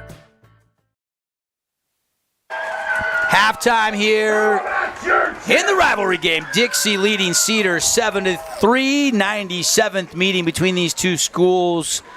And Devin Dixon, Paul Ratliff. We're going to be going to the third member of our crew, Caden Formaster here. I think he's going to get Cody Wilstead and chat with the Flyers offensive coordinator coming up here. With you guys right now. Yes, Caden, third member of our crew. Caden, give us a quick assessment of what you saw in that first half. Honestly, it's kind of just been like big defensive plays when they need it, right? I mean, it seems like both sides, the offense gets marching, and then all of a sudden it's big defensive stop and a turnover, or they have to punt it away or whatever. And so, yeah, we got a low-scoring game, but it's just, one after the other, just big defensive stops. What is the defense? You were on the call last week against Canyon View. The fourth down stops, this defense is coming up clutch. They look physical tonight. They look like they're fired up to be playing this game, and they look improved a little bit on the defensive side of the ball compared to last week. Yeah, and I think a big part of this is coaching. Last week they knew Canyon View was going to run the ball, and they were prepped for that, right? They've studied some Cedar offense here. I think they know that Cedar's a little more dynamic, and they're trying to prepare for some of that dynamic offense that they bring, right? Everett Killen can throw, he can run, and he's obviously got a good back that'll also run with it. So I think there's just a lot of options for the Cedar offense, and Dixie's doing their best to roll those punches. Yeah, I agree with you. They've taken our Findlay Subaru Star Watch out of the game. Slade Parsons, not been a huge impact player thus far. I mean, targeted a few times, made a few catches, but Davison, number 12 on the Flyers, done a really good job of covering him thus far. It's going to be a matchup to watch throughout the game, though. Let's talk a little bit about the highlights for a second. We can go back to that only one touchdown in the game. Cedar scored first on a 29-yard field goal, and then Virgin to Anzalone. Let's go to Cody Wilstead and Caden Formaster here in the Grass Creek Construction broadcast booth. Cody has come out of the locker room here, and he's going to chat with Caden Formaster. Go ahead. All right, Coach. So first half, low scoring first half here, but you're seeing some good things. What are you seeing from your team? Our O-line's playing phenomenal right now. We're running the ball. We're doing whatever we want to do, running the ball.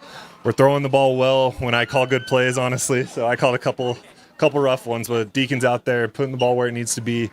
I can't say enough about our line right now. They're looking really good. You got that good touchdown to Tano Anzalone. He was able to be a little shifty, and that's just kind of his MO, right? He's a shifty player, but able to get into the end zone. How is it when he can go into the half with the lead? Against a team like Cedar, it feels really good. Being able to, our defense holding them to 3 points is phenomenal, honestly. The fact that they've put up 40-plus points their last two games, and then we have them at 3 at the half.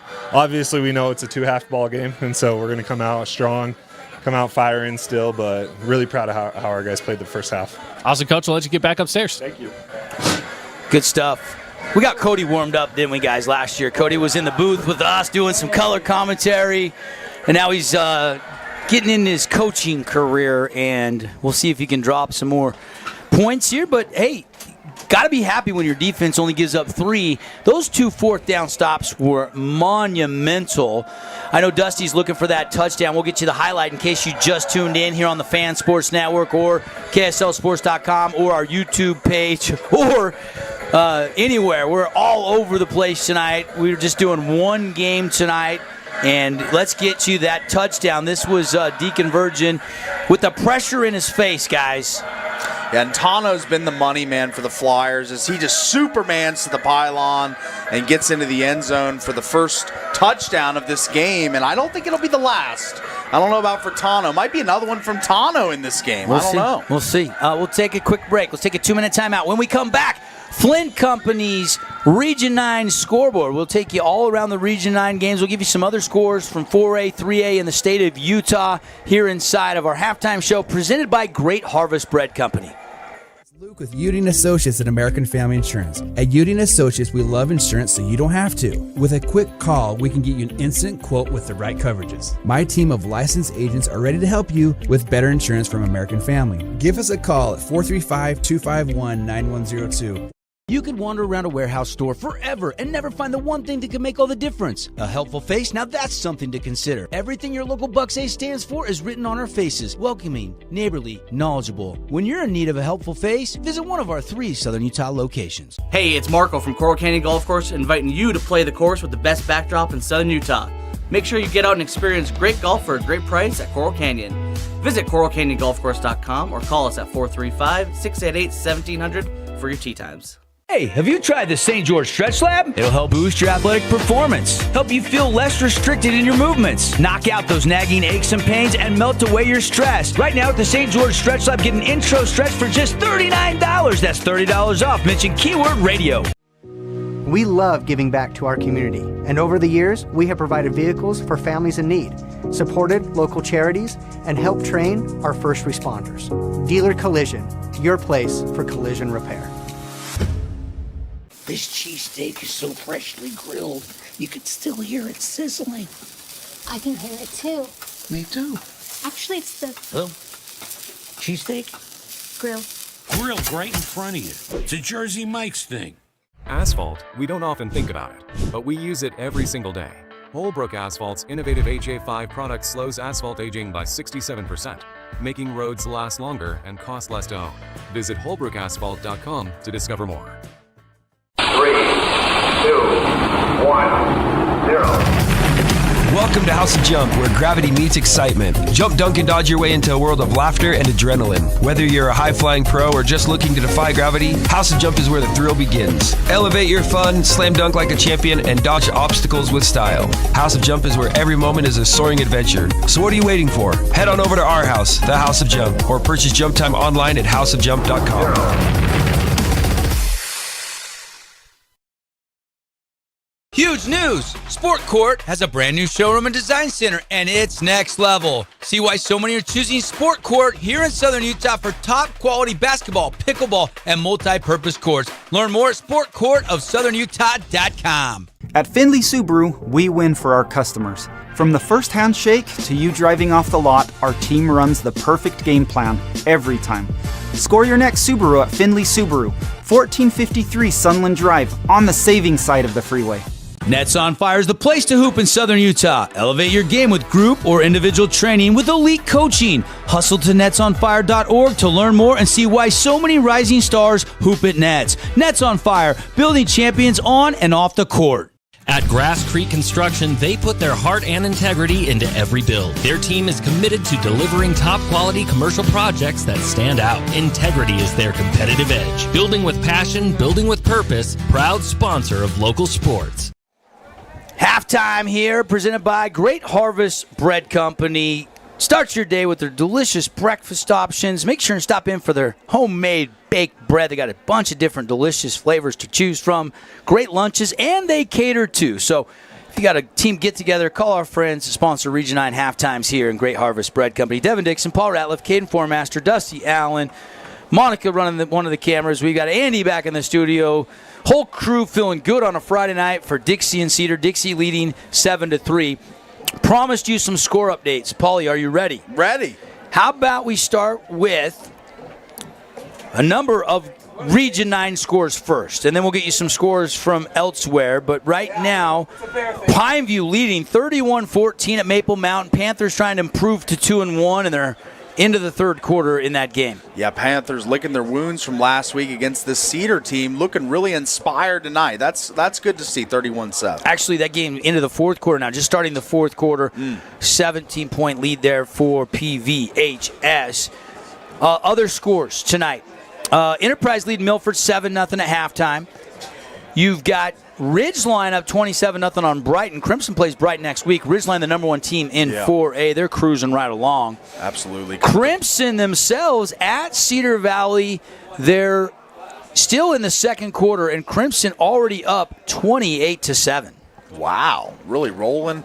They kind of hit their stride late in the week, last week against Provo, and now rolling again this week. The moving Van Daly, 3 touchdowns, has a hat trick in the first half, Paulie, there. Wow. For Crimson Cliffs. So big performance. He was our Jimmy John's highlight of the week last week. Make sure if you get those cameras rolling and nominate us at thefansportsnetwork.com, and we'll showcase your highlights. We'll also give you $100 to Jimmy John's if you send us a highlight that we select for our highlight of the week.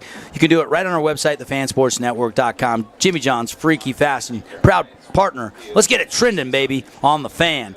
Other scores. Last I had it was halftime. Desert Hills leading Centennial out of Las Vegas 7-6. That's the only other game in Washington County tonight. Other scores to pass along, brought to you by Flynn Companies. Hurricane on the road, up by just 1 at the half. Murray got a late touchdown. They scored 21 points in the second quarter to come back and make it a 1-point game. Hurricane has the lead, but just by 1, 22-21. And Snow Canyon is playing down in Vegas, and they are up 14-7. That game is now at halftime. Any other scores of note to pass along here? Canyon View, Moapa Valley just getting going. No score yet reported in that game. That one's down at Moapa Valley. Keep an eye on that one for you in the second half. Desert Hills has to go up to Lehigh next week, Paulie. Lehigh is up on Kuna, Idaho, 23-0 at halftime in that one. Heard a lot about Lehigh being a very, very good team this year, so that doesn't surprise me. San Juan leading Kanab 20-7. Skyview trailing Spanish Fork 10-7. And how about this one? The defending 3A champs that are favored to do so again this year, the Morgan Trojans right now, late in the second quarter, trailing Park City at home 7-6. That's a defensive brawl. Yeah, that's a slugfest there, man. Millard no holds barred. Millard also, final score, Millard all over Parowan right now, 35-7. So there's your Flynn Company's halftime scores. We'll take a quick. We'll keep it right here. We're about to kick off. I thought we had time to sneak in a break, but Paulie, give me your thoughts going into half number 2. Yeah, it's been a defensive slugfest in this game as well. 7-3 right now, but I think we're in store for some explosives in the second half. We've seen Everett Kelling and Deacon Virgin be this close to creating some big plays to their skill players. I think we see a few of those plays made in this second half. Expect some fireworks coming up. And it will be Cedar ball. But got to kind of feel like they had some missed opportunities with those opportunities in the red zone and coming up empty. 2 fourth-down stops by the Flyers defense. Flyers are prone to get those stops, 4 and outs. They got one last week at the end of the half. They do it again this week. Kickoff going to be returnable from the 5. They're going to fake the reverse. And coming off the right side with a burst to the 25-30, down the sideline to the 40, knocked out of Mount Slade Parsons, a great return. It's a big return of 40 yards out to the 45-yard line. That's just what the doctor ordered for us, an offense that hasn't scored since the early stages of the first quarter to get a nice return here. We see the little fake reverse ploy here. It doesn't fool many Flyers, but just getting the outside, nice cut, and then just straight up field and gets a nice return. 11:51. Start of the third quarter. That play ticking 9 seconds off that third quarter. Nets on fire clock. Play-by-play in the second half brought to you by Cedar Shakes. $9 double smash burger, fries, and a drink at Cedar Shakes. They're going to run an option. They pitch it to DeMille. DeMille across midfield to the 49 of the Flyers. He's knocked down there by Malafau. Big hit there by the backer of the Flyers. This kid's a beast. Jason Malafau, 6 foot 210. Saw him get a couple carries in that first half. And he comes up with a big hit, but still a very productive play, a gain of 6. Called Crew Brzee, I believe, Mike Allstott earlier. I think Malafau more the all-stop body. 100%. He's a big lumbering fella, and he moves really well for his size. Like you said, 6 foot, over 200 pounds. They actually marked it back right at midfield, so gain of 5. Trips to the far sideline for Everett Kelling. 4-3 defensive scheme. They'll run it RPO run to DeMille. Isaiah Johnson with another big hit. Stops him short of the line of gain. It's going to be 3rd down and 1. Has he been flashing or has he been flashing? Number 13 has been all over your screen tonight. If you're watching at home or tuned in with us, his speed apparent on the he just pops off to you every time. You just see number 13 streaking into the play. He's been all around the ball all night. Yeah, he comes downhill hard. Once he identifies the ball carrier, he's coming. He's coming. Yeah. I agree. He has flashed. Good word there, Paulie. Kelly. DeMille to his left now. They're going to run a quick toss to DeMille. DeMille is going to spin and get hit. Another big hit by Winston Alapua, the senior. Actually, Winston is a junior. 240, though, coming down on you on DeMille. That didn't feel good at the turf. No, it did not. That was a lumbering hit put on there. And now a 4th and 2 situation. Flyers another opportunity to get a 4 and out. And the crowd responds here as they get the noise ramped up a bit for this big play in this game. Shotgun look. Interesting. Kelling calling for the ball here, 4th down there, going for it, throw it over the middle, and it's tipped, and it is intercepted. Intercepted by the Flyers, and they get the first Oski of the game on a tip, and it's number 12, Matt Davidson, that keeps it off the turf. That's right. Was talking about this kid earlier in the game, the matchup with Parsons all game. He had gotten the better of him a few times, but this time right place, right time, and just looms in large to get that ball, and now Flyers heading the other way, up on the scoreboard, and now have possession. So that is now 3-4 the now. first turnover, but yes, 4th down has not been kind to Cedar, and you got to give Brian Virgin and the defense of Dixie a lot of credit. Dialing up the pressure and making it hard on Kelling, moving it off his spot. You know, it makes it tough. They'll run it. Off right tackle, spin back to the middle of the field and swarm there. Short gain. Berzay, not much there. He'll get a yard, maybe 2. Gain of 2 yards. 2nd down, 8.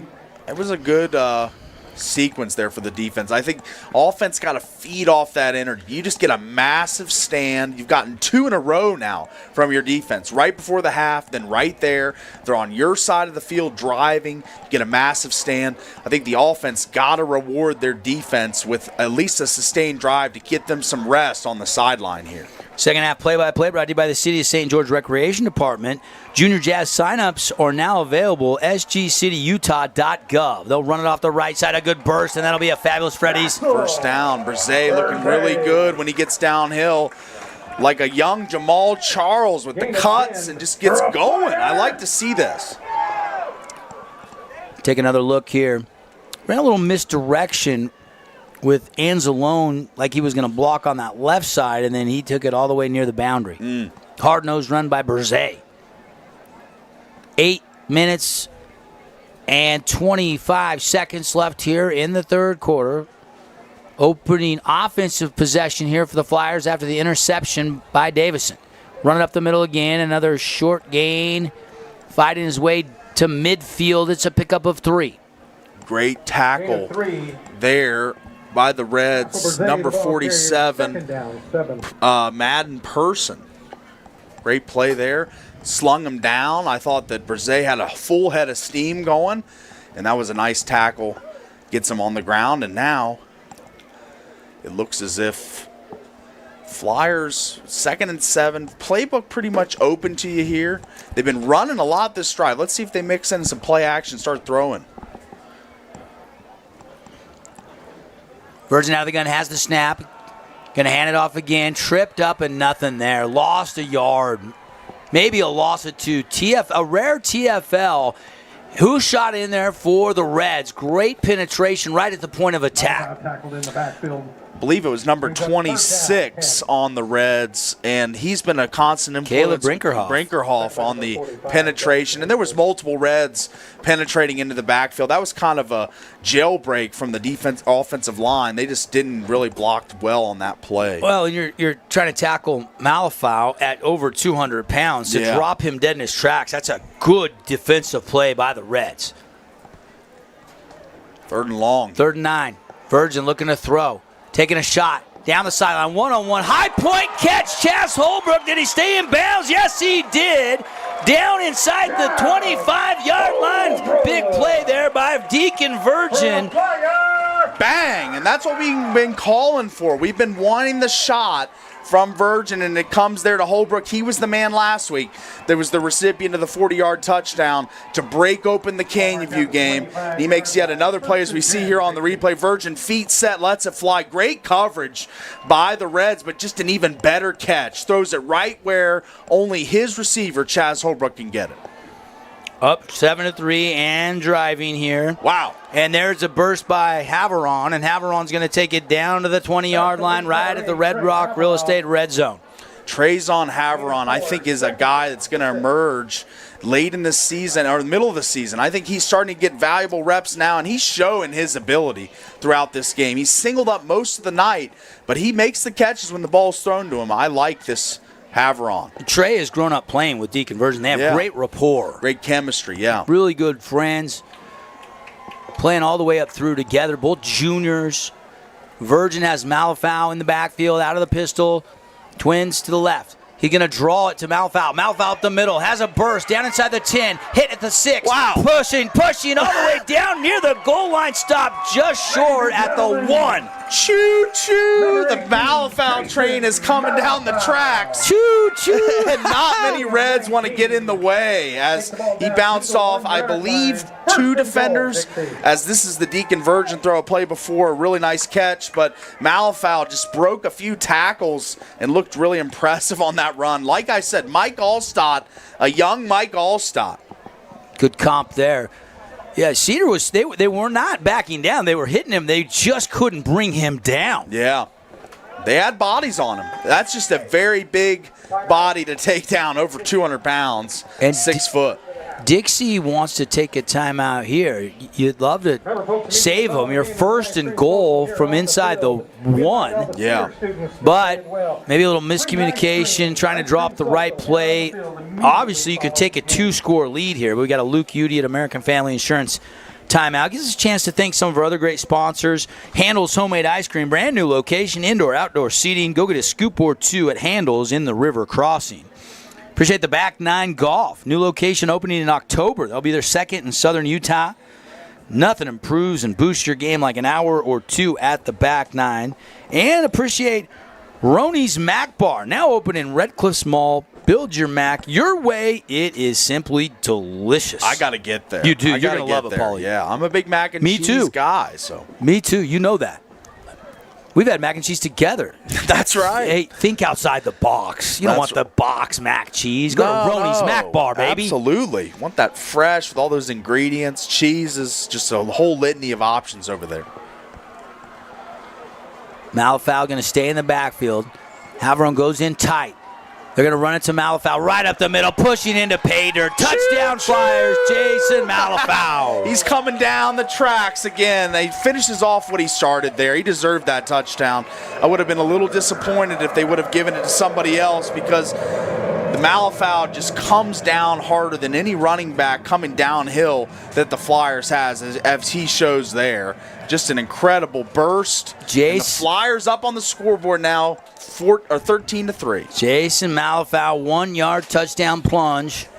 Here comes the best friends, Animal Sanctuary, Kanab, Utah, extra point. Take home your new best friend. And he shoots, straight pulled it wide right. Just pulled it off the left foot there. No good. And it'll stay 13-3. 10-point game when we come back on the Fan Sports Network. Your own relaxing, comfortable space. Boulevard Home offers the guaranteed best prices on furniture, appliances, mattresses, and more. And buy with no interest financing. Shop Boulevard Home, because home is who we are. Your child's sports journey starts with the City of St. George Recreation. From their first steps on the court or field to becoming a star player, our youth sports programs are here to develop talents and teamwork skills. So get out and play. Check out all the sports and get signed up at sgcityrec.org. This cheesesteak is so freshly grilled, you can still hear it sizzling. I can hear it too. Me too. Actually, it's the Hello? Cheesesteak? grill. Grilled right in front of you. It's a Jersey Mike's thing. At the conclusion of our game, we'll have the Johnson Pediatric Dentistry post game. We'll hand out our AWP Appliance Wholesalers Plus Playmaker Play of the Game. And we'll also name the Findlay Subaru Star of the Game. And one more award, Jersey Mike Sub of the Game. Paulie's keeping an eye on that as well. And then after the post-game show, we'll stick around late as that was on the goal line. He was touching the goal line. That's a touchback, so Cedar will come out to the 25 to set up shop. We'll also have the Region 9 wrap-up show where we get all the final scores tonight, reaction, update the standings here on the Fan Sports Network. Sorry, 1st and 10, I said the 25, from the 20-yard line. And here comes Everett Kelly trying to sustain a drive and punch it in the end zone. I feel like this is kind of an important drive for the offense. They've moved it between the 20s, but they haven't been able to score tonight, other than the field goal. No touchdown score.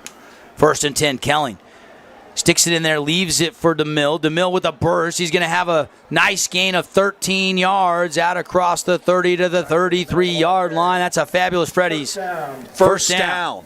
As amazing effort there, as DeMille has shown really well all night. He's kind of that scat back mold, kind of a shorter Darren Sproles type body, and he really moves well with the ball in his hands. I mean, he is elusive, electric, everything you want in a running back. Hey, quick Flynn Company's college update. Tarleton State in the UAC with SUU and Utah Tech just upset Army in overtime, 30-27. FCS first FBS loss against a smaller school here in week 1 of college football. Run, stacked up, no gain. Tarleton State, the preseason favorites. I think it was double OT it was. Was it? Yeah, it was a little longer. I mean, just incredible. I just saw the end of the highlight. I just saw OT next to the score. Regardless, Tarleton putting the UAC on notice that they're for real this year. That's right. To win the conference. They just beat Army on the road. Yeah, that's a big win. Army, normally a really good team year in, year out. Of course, all you Cedar fans getting geared up for SUU tomorrow night. They're at home at 6:30 against Idaho State, who darn near upset UNLV in week 0. And Utah Tech fans will be packing Greater Zion Stadium about a little less than 24 hours from now. 8 o'clock kickoff against number 7 in the country, UC Davis. Paul, you and I will be over at Greater Zion Stadium tomorrow night. We'll have that game right here on the Fan Sports Network. Looking forward to that one. Going to be really fun. I hope the Greater Zion Stadium packed out, the Stampede full, ready to go for another season of Trailblazer football. Can't wait. Pass completed for a first down. Beautiful out route delivered right on the hands by the quarterback, Everett Kelling. They'll wait to move the sticks. Now Kelling drops back into the shotgun. DeMille to his left. Trips to the bottom of your screen, the near sideline. Pump and go. It's deflected, and he's hit, and it's going to be harmlessly falling to the turf in the middle of the field. It'll be 2nd down and 10. It's just been a really good effort pressure-wise from Brian Virgin's defense. They've been bringing it from all levels, the safety position, the linebackers, obviously the defensive line providing its own pressure. So it's been a really nice combination of blitz packages we've seen from Dixie and their defense today. I've been really impressed. Can't stress enough, this Cedar team put up 50 the first 2 weeks. Will Liebert and the Flyers got to be happy with where they're at, but the defense called upon again to slow down Kelly. They force him into a run. Might have been designed there. He gets outside the numbers. And Malafau makes the stop in 3rd and 8 now. And the Flyers have put themselves in some pretty good down and distance tonight, Paulie. Long yardages to go normally for the Reds on 3rd and 4th down.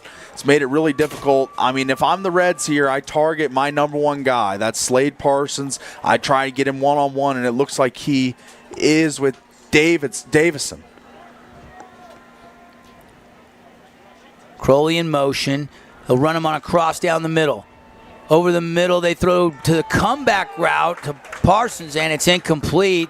No, I'm sorry, that's Crane, the intended receiver, Braden Crane. I don't know if Kelly wanted him to drive back more or he needed to get that pass just a little bit higher there, but now the punt unit on for the Reds. Glad you're with us tonight here in our Boulevard Home Game of the Week. 93.1 in Cedar, 99.5 or 95.3 in St. George, or welcome you in 1400 in Parowan tonight if you're listening on the old AM dial. And the rollout rugby kick is going to be a good one. And it's going to pin him inside the 20-yard line. It goes out of bounds. They'll mark it right near the 15-yard line. 1st and 10, Dixie. Flyers take over, 1st and 10. Only about a 40-yard kick, but Nice anytime roll. you pin him in the 20, it's perfectly executed. Yeah, really good roll there. That rugby style, it's not always the most effective, but it's more and more in the modern football, you're seeing more and more of the rollout kicks, and that one was executed masterfully there by Cedar. Pins the offense back, a very, hot offense, fresh off a touchdown drive. So let's see if this long field proves to be treacherous or if they're able to drive the ball. Virgin out of the gun. They'll hand off up the middle.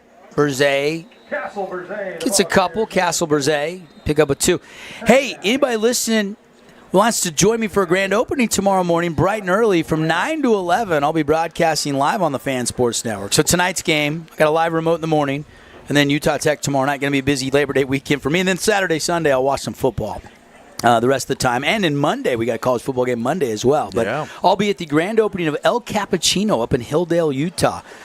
Breakfast and beans. It's a bistro. It's going to be great. We're going to have giveaways, prizes, and a whole heck of a lot of fun. Virgin, there it is. Taking a shot and might have been deflected in and out of the hands of Haverone. Trey Haverone could not bring it in. Haverone had a step. I saw that play materializing as he had some steps, and that could have been a long, long gain, but just unable to connect, and brings up 3rd and 8.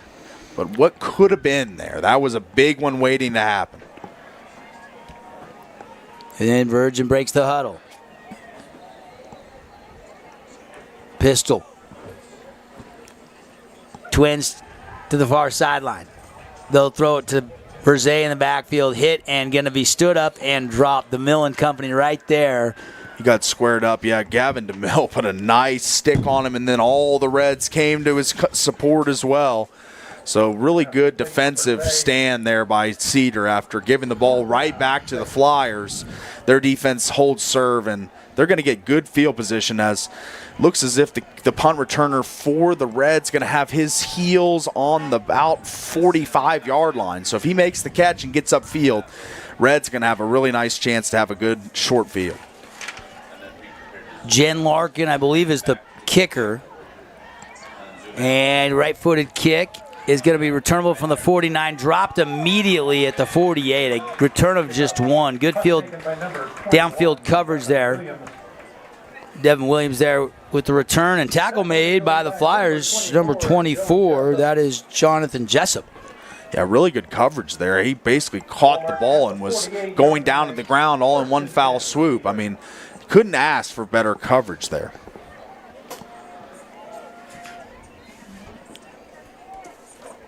Thanks to some of our great sponsors, including Cedar Shakes, $9 student lunches up there in the Shell Station. You'll find good vibes, good eats, double smash burger, golden cut fries, and a drink for just $9 at Cedar Shakes. 1st and 10, handoff. And boom, Isaiah Johnson says dealer collision, big hit in the backfield, loss of 2. He is shot out of an absolute cannon. Every single play from deep in the defensive secondary, he comes up and just bang, right in the backfield. It's a nice loss of yardage, and right after the Flyers offense, it gets a little stagnant and he kicks the ball back. A big play by the defense to pick him right back up. You know, they blitzed him once and they ran away from it and worked well for Cedar. I think it was a 12 or 13-yard gain. But they blitzed him again, and this time he got there about the same time as the handoff came to the ball carrier. Yeah, TFLs, QB hits, they've all been happening when he blitzes. Good call drawn up by the defense. They'll throw it outside. One-handed catch attempt incomplete. Ooh, would have been a done-and-un special type catch. Dylan Crowley there could not bring in that one-handed Odell Beckham Jr.-esque catch. It was a good effort, though, and now it sets up the Reds with 3rd and long, 3rd and 12 behind the sticks. Man, I mean, number 9 been pretty quiet tonight. Mr. Parsons, I mean, this would be a really good time for him to leave his mark on this game. 3rd and 12. Ball at midfield for Cedar. Down 13-3. Under a minute to go in the 3rd quarter. Kelling over the middle. Caught And a beautiful throw and a nice catch down to the 30.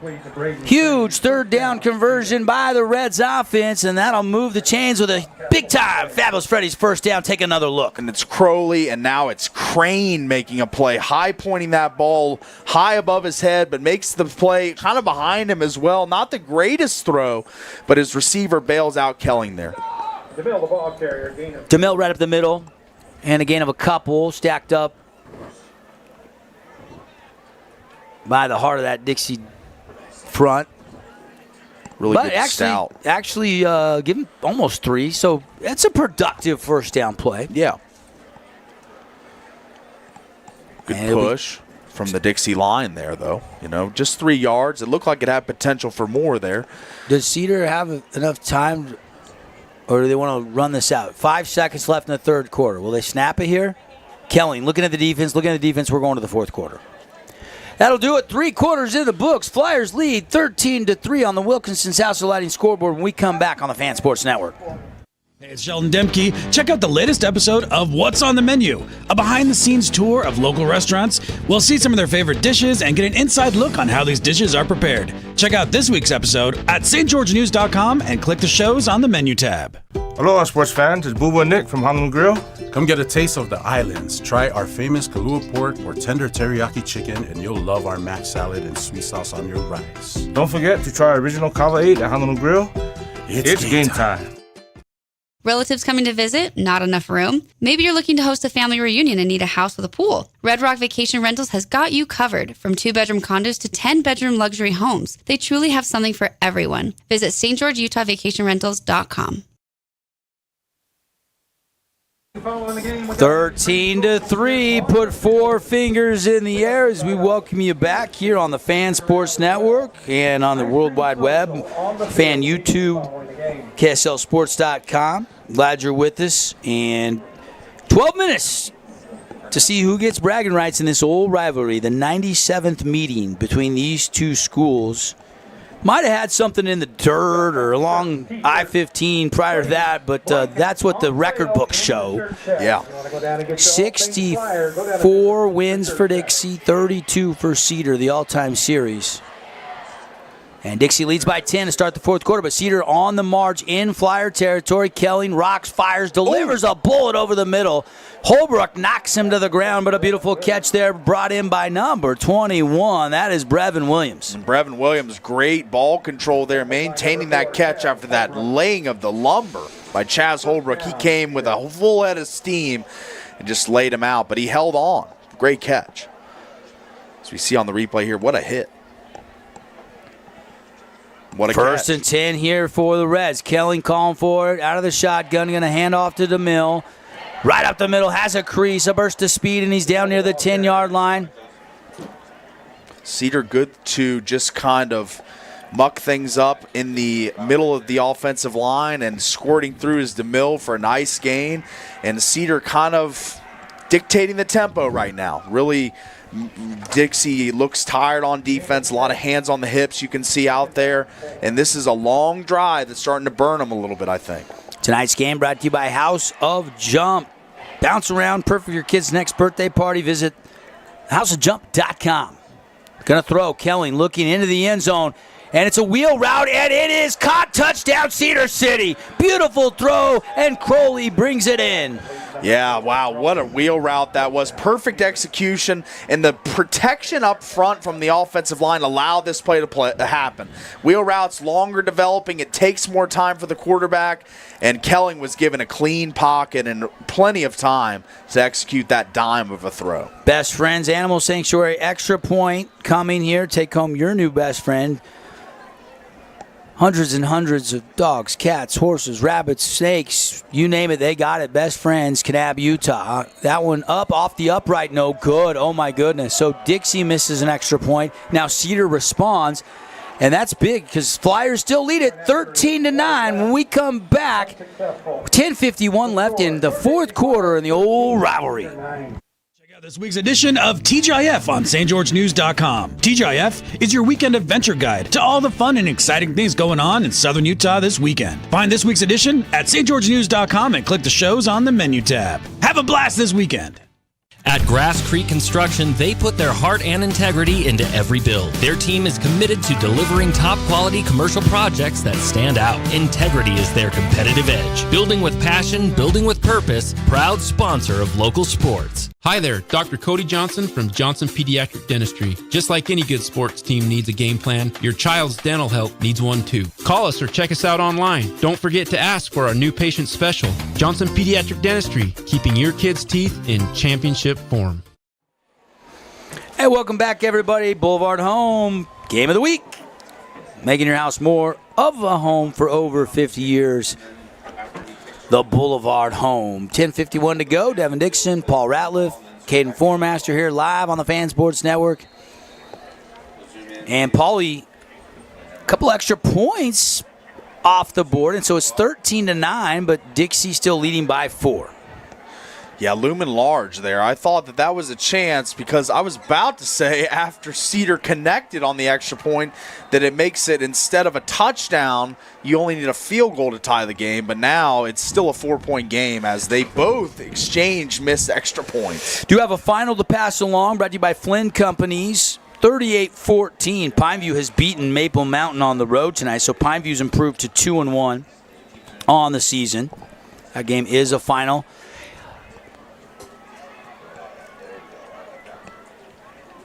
Oh, here comes Deacon Virgin and the Flyers offense, up by 4. Speaking on Pineview, that's a great rebound from them after last week's kind of disappointing loss where they kind of had to lick their wounds defensively, giving up a ton of points, but they come back and only allow 14. That's impressive. They'll run it and nothing there. Loss on the play. Keeping an eye on that Morgan Park City score, Paul. Park City on the road up in Morgan. Up 14-12 right now, halfway through the third quarter. That would be a pretty big upset. Park City's a 4A team. I don't know how big, but Morgan has been dominant. They were undefeated last year. Yeah. Beat Crimson in week 1, went on to win the state championship, so did Crimson. But that's a good Morgan Trojan team that's got their hands full right now at home. Play action rollout. Virgin on a run, throws a bullet, and that should be enough for a first down as Davison catches it. Virgin's shown a great... Brady Christensen. My apologies with the reception. We've seen Christensen on defense and offense tonight making plays as we see Virgin on the rollout. Gets the defense frozen. A lot of pursuing towards the weak side of that play, and then he just rolls out, throws a nice pass on target to move the sticks for the Flyers. And now, with a 4-point lead and 10 minutes in this game, you got to think about, you got to score again, obviously, to make things safe. But if you're not able to score, let's just keep that clock rolling if you're the Flyers. 9:42 and ticking on the Nets on Fire clock. Billing champions on and off the court. Check them out, netsonfire.org. Virgin calling for the ball. Hand off to Berzay. Berzay up the middle, got a good push from that O-line. Still moving that pile forward out across the 32-yard line. Yeah, the offensive line picking up steam here for the Flyers. They've really And that was a big question mark. Yeah, they've gotten better as the game's gone on. I mean, they really allowed a lot of penetration early. Kind of happened in the Canyon View game, too. Falcons getting through in the first half. But now the penetration lower, the pass rush, the pressures, the hurries, all the things Virgin was dealing with in the first half, it's kind of been subdued in this second half. The offensive line done a great job. Under 9 minutes in the fourth quarter. Dixie up 13-9. Quick handoff as he had to pick it up off the turf. Berzay shot outside. He'll get to 35, and then he'll get 3 more yards. Just kept the legs pumping, and that's enough for another Fabulous Freddy's first down. And Berzay's been a nice, the split duty to begin the season, but he has really taken, with the injuries in the backfield, taken the running back position by storm. He has really taken it and run with it. I love what he's done these last 2 weeks out of the backfield for the Flyers.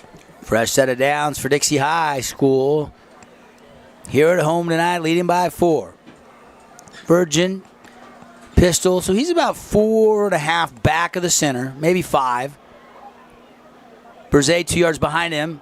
And Berzay off left side, shoots between the guard and the tackle for a gain of 1, and then that was shut down on a nice tackle. Gain of a yard, second down, 9. And it'll bring up second down and 9 for the Flyers. They're working a little clock here, Paul. Yeah, that's right. That's what I was saying. Coach Liebert, an offensive line guy. Those are his roots. He was a coach at Dixie State at the time. Now an O-line coach for Coach Munkers for years. He wants to lean on his offensive line late in games to salt away victories, and that's what they're trying to do now. They're just trying to dig in, push harder than the other side of the line, and just trench warfare. That's what's going on right now. Not a lot of pass calls from Cody Wilstead.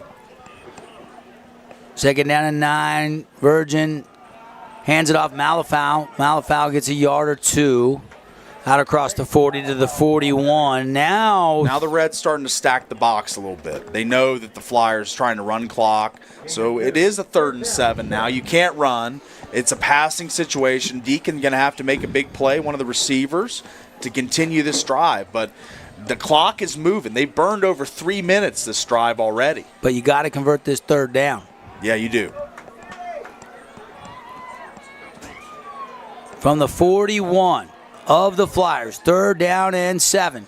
Roll him left, throwing it underneath, caught by Tano Anzalone, and that's enough for a Flyer first down. It's a gain of 11, and that'll move the chains. Every time a big play is needed, Anzalone has answered the bell, and Deacon Virgin as well. The connection's been fruitful early on this season as we see him make a nice hands catch and quickly taken down. His after the catch not really viable there because of such a good play on the tackle, but what a play that was to pick up another fresh set of downs for this Flyers offense, and the clock continues to tick, tick, tick down under 7 minutes. We're at 6:30 now. Quick pass on a flare, and it is almost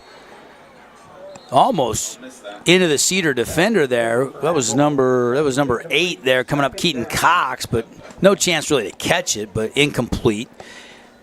Hey, Fabulous Freddy's, 2 Southern Utah locations. They're getting some hybrid tunnels put in, so if you want to go touchless, you'll be able to here in the next couple of weeks. Watch for that. Coming to your 2 Southern Utah Fabulous Freddy's. Fuel it up, wash it down, and save at the pump. When you get your car washed, only full-service car wash in town that wipes your car, dries it every single time. 2nd down and 10 for Dixie in Reds territory at the 47-yard line.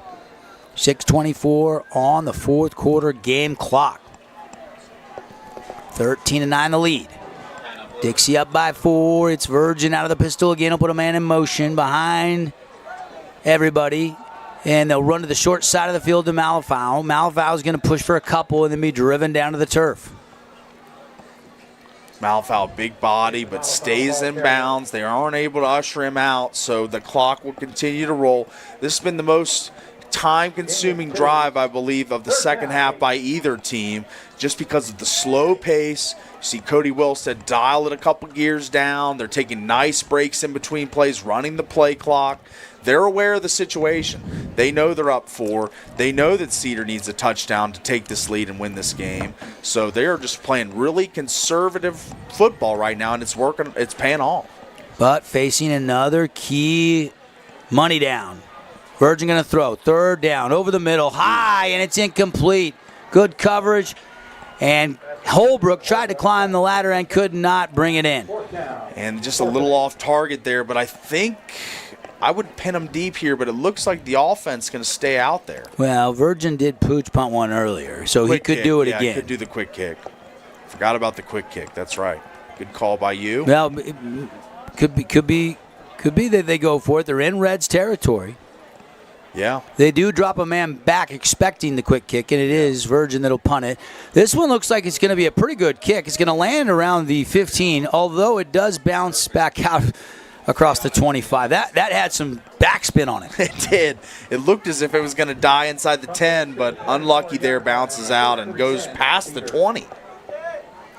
So, Cedar has their moment, their shot. Here they got plenty of clock to work with, got all timeouts left, 3 remaining, 5:22 on the clock, down by 4. Yeah. And here comes the senior quarterback and his cast of characters who have been slowed tonight. Yeah, Parsons, Crane, Crowley, who will be the guy? DeMille. We know Kelling's ready, hasn't thrown an interception all season. He's been smooth, sharp, accurate. Let's see if he can do it here. Crowley goes in motion. Hand off to DeMille. Up the middle, chopped down Coming up, Jason Malafau.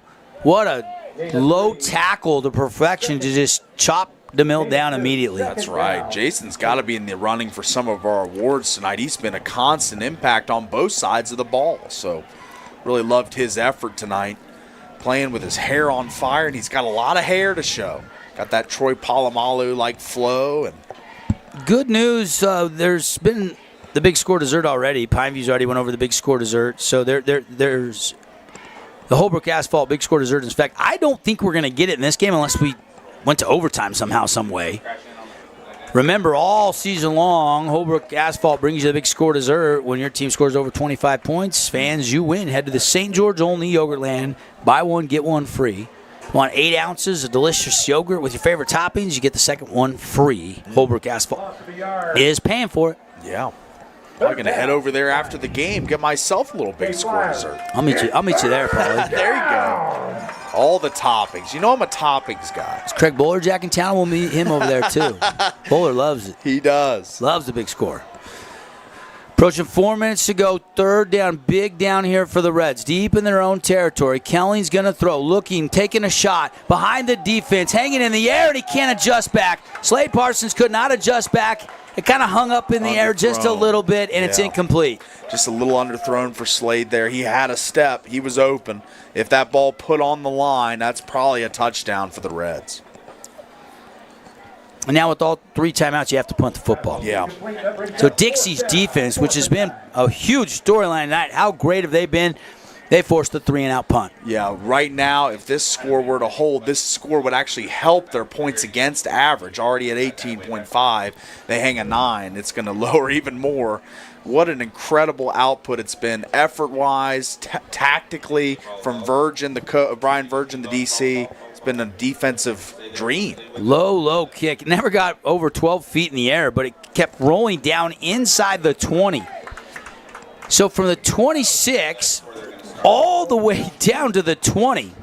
18-yard line. So maybe I had this talk a drive early, but this is the drive now with 3:40 to go that Will Liebert, head coach, first-year guy, offensive lineman in his heart, at his core, this is where he leans on his big fellas to secure this game. One-score game, you can run the clock out and win. You don't even have to give the ball back to the Reds. If you can just maintain ball control, keep moving the sticks, you can make them extinguish their timeouts and win this home game at Flyer Field. I'll tell you what, though, if you're Cedar fans, you love that kick. That's a 50. Yeah. That's about a 54-yard kick. You get a quick 3-and-out, you're going to get good field position here. They're going to run it outside, and Berzay is hit and dropped. It's a loss of a couple on the play back near the 16-yard line. A lot of white jerseys there. That was kind of another jailbreak situation, just pursuit from all levels of the Cedar defense. They know Dixie's running. They're stacking up the box, getting ready for it. And that play, they were ready and waiting for Berzay. Loss of nearly 4. Second down and long. They don't have to snap it until there's about 3 minutes on the game clock here. Cedar has not used any of their timeouts yet. They're going to set up a screen pass. It's complete. Made one man miss, couldn't make the second man miss, and get back out across the 15-yard line. Back a yard or two. And called a 2-yard gain. It's 3rd and 12. First man on the play there. He didn't bring him to the ground, but Gavin DeMille chipped him. And forced him back to the middle. Forced him to the middle for his friends to make that tackle there. So incredible. Well, that screen had a little more potential than it actually amounted to because of DeMille. What do the Flyers draw up here? 3rd and 12. They're going to snap it with under 2:25 on the game clock. Deacon Virgin looking to throw. Nobody open yet. He'll check down. One-on-one coverage, and there's a lot of contact, but no call.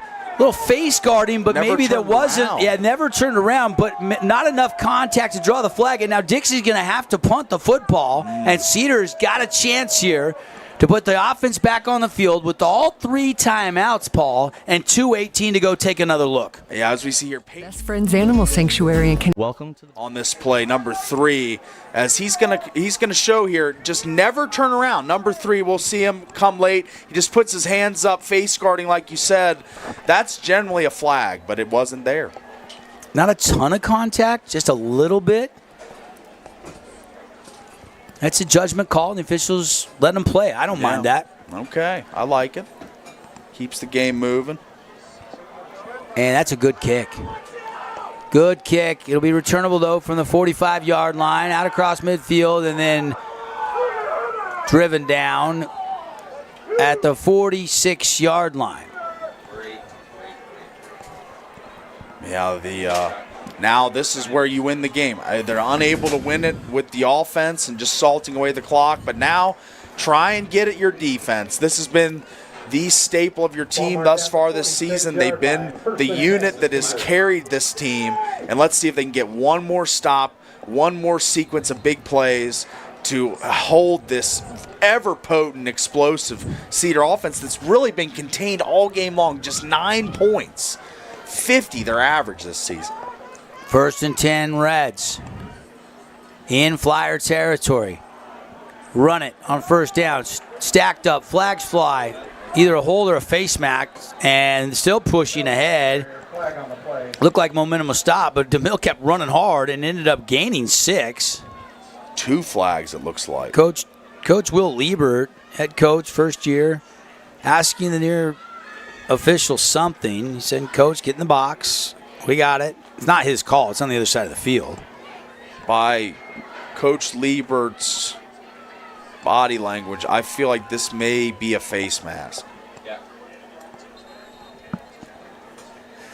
Still no signal from our officials, and now they will march it off against the Flyers. And there is the 15-yard face mask. Yeah, that's a big call. Huge call. Yeah, you kind of saw it yank around and he let go, and that allowed DeMille to keep on cooking. Yeah.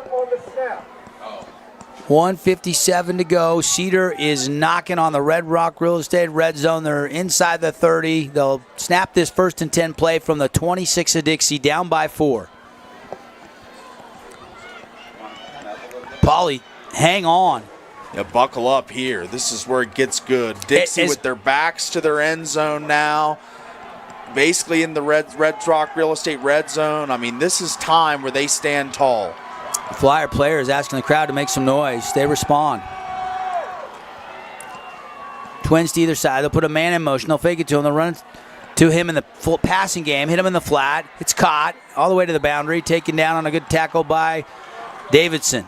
And that's Parsons on the catch. The Davidson-Parsons matchup. Talked about that earlier in the game. We haven't seen much of it, but there they are, the two flashing. Davidson with the tackle, Parsons with the catch. I think Parsons going to be involved. He hasn't been the most influential on this game, but I think he's about to leave his mark. They're going to try and get him involved late in this one. 1:26 and ticking here on the Nets on Fire clock. Flyers leading 13-9, but Cedar in scoring position. Field goal does them no good, though. They need the touchdown. DeMille breaks a tackle. And we'll keep pumping all the way down near the 10-yard line. It's going to be 1st and goal Reds. And then hard running by DeMille. DeMille, the run game. He reminds me of Austin Eckler, the size and just the way he runs. Just low to the ground, very powerful, doesn't go down at the first hit. How many hits did he take there? As with a screen. And it's caught. Getting outside. And Crane into the end zone. Touchdown, Cedar High. Cedar has come back to take the lead here. And it's Crane, Braden Crane with the reception from Kelly, and he takes it right into the corner of the end zone. And Cedar, since leading 3-0, has been trailing almost all night. And they have retaken the lead. How about that? How about this replay here as Everett Kelling just flicks it out there, and the blocking by the receiver, Slade Parsons. What a block on Davison to spring Crane for the end zone there. Amazing blocking and execution. Big extra point here brought to you by Best Friends, and it is up and it is good. And now the stage is set. Under a minute to go, and the Flyers can tie it with a field goal. I wonder why they don't go for 2 there. Yeah, because the field goal could win it. So they make it so overtime is in the cards, or Dixie could score the touchdown to win it. Still time. We'll keep it right here in our Boulevard home game of the week, and it's lived up to the hype, Pauly. Yeah, it has. This is delivered. This late sequence in the fourth quarter, a heavyweight fight, just blows being exchanged. Dixie a little conservative on offense leads to the Reds taking advantage, getting that massive face mask call to set them up to go in and score to take the lead. And now we get the popcorn ready for the finish of this one. 54 seconds, 3-point game. Two timeouts still in the hip pocket of Coach Will Liebert and the Flyers. Got to assume this is the 2-minute drill. Virgin going to be no huddle, going fast. Maybe a little reverse on the kickoff return. Try to get a really good field goal position out of this kickoff return. Yeah. Or just some good blocking to spring a guy here would be helpful. A lot of field to cover, not a lot of time. So let's see what they got. Kick is going to be returnable. Haverone. Trey Haverone from the 7. Makes a man almost miss. He tried to juke outside, and he shoestring tackles him at the 21. Really, really impressive tackle there by Maddox Harris on the coverage team, getting down there and not letting Trezon shake free. I mean, he looked as if he was dancing with him, and he just lined him up, squared him up, brought him down. What a play there, as now Dixie got to go fast and got to make some plays. 48 seconds. Deacon Virgin, the junior quarterback, trying to put together a game-winning or game-tying drive with the field goal attempt. Virgin looking to throw. And he's going to throw it out of bounds, looking for Holbrook. And it's incomplete. Second down and 10. Only 4 seconds came off the clock. Holbrook, that deep route runner, I mean, he ran goes a lot last week, and they hit on a 40-yard touchdown to him. I wouldn't be surprised if they look to get a big chunk play from Holbrook. Obviously, Anzalone can do what he does. We know the star player that he can be, and now it's time for one of them to step up late in this game. Virgin empty. 5 receivers. Everybody into a route. Virgin going to roll left. Going to throw on the run and has his man. It's complete out to the 39-yard line. Flyers. Do they take the timeout? Yes, they do. They have 1 timeout remaining. You know, if you have 2 plays called there, maybe, but it would have been second down, didn't have it, and so Coach Liebert said, let's go ahead and burn one. We still got 1 remaining. Yeah, I like the call there. Anzalone finding a little pocket in the defense open there, and Virgin on the roll, just finding his guy, kind of improvising, off-script, backyard football type stuff as the pocket breaks down here. Watch Virgin's footwork here. He throws on the run, but watch him just square, and not even really, it's just a flip throw. The college coach is going to see that and that accuracy. He never ever set the feet. That's purely rolling out against running gun. The grain. Yep. I like that throw a lot. That is a next level. College coach going to see that, and they're going to love the upside of a Deacon Virgin. Absolutely. He's got the prototypical frame. You know, he's got the rocket arm, all the measurables, and he's shown well in these first 3 weeks. Just his first 3 starts as the signal caller for the Dixie Flyers. I feel he's been composed, but they are asking a lot from him right now. No, run game out of the option, not an option late in this game. It is all on Virgin's shoulders and the receivers to get in field goal range with 36 seconds and only 1 timeout now. So the rubber's about to hit the road, as they say here in this one. And really, if you're Coach Liebert, your first-year offense coordinator, Kurt Wilstead, you love this. This is a chance for Deacon Virgin to really show you what he's made of. Yeah. Virgin looking, pockets collapsing. Uh-oh. He's got to get rid of it. He throws it. It's caught and then dropped. Looked like it was caught for a second there, and then it fell to the ground as the hit came. Krug Berzay could not bring it in. Probably better to drop that one, though. That was about a 3-yard gain and would have knocked a lot of time off the clock had he caught that. So probably good that that's incomplete, and now brings up a situation where you've got 2nd and 10, 29 seconds. You just got to get a chunk play to get moving here, whether that's anything, a tunnel screen, an out, and anything to the sideline right now would be great. Trips for the Flyers to the near sideline. 2 receivers, twins to the far sideline. Virgin's in the pocket. Over the middle, throws intercepted. Intercepted by the Reds and returnable. And he's all the way to the 30 and slides down, gives himself up, and that will do it. Cedar going to come back and win it tonight. There is a flag down, but I'm pretty sure it's post-interception, Paul. I think it is. Dax Wayne Kier on the interception and run back here. Just kind of I mean, throws into a lot of defenders there for the Reds. Just not a great throw from Deacon, but he does show great effort by chasing down Wankier to stop him. But that will pretty much be the proverbial end of the game. They had the backer in a deep drop there. Virgin's trying to find his guy over the middle, and that was Krug Berze. And I think as he was letting it fly, he probably saw, this isn't a good idea. So the play is an interception. Legal block in the back on Cedar. So they'll back him up, but that's going to do it. And they're going to be able to kneel on it. And Cedar is going to win this game by a final score of 16-13. Yeah, I mean, I still go back to the face mask that they had that moved them deep into the Red Rock Real Estate red zone and kind of led to that touchdown drive, and it just kind of unfolded for the Flyers. Their defense been so stout all day, but I think that 15-yard face mask was kind of the backbreaker to extend that drive. Cedar going to kneel on it, and that's going to do it. They won't have to snap it again. Well-played rivalry game, though, Paulie. Yeah, no. Really good intensity on both sides. Clean game, no extracurriculars. As we see Cedar really triumphant with this win. They're rushing the field. It's a big win. You know it's a rivalry when you get all excited, the cheerleaders rush and everything. It's awesome. It's high school football at its finest. The old rivalry goes to the Reds this year. All right, so we will catch our breath and take a break. When we come back, we'll clean it all up with the Johnson Pediatric Dentistry post-game show. We got a bunch of awards to hand out.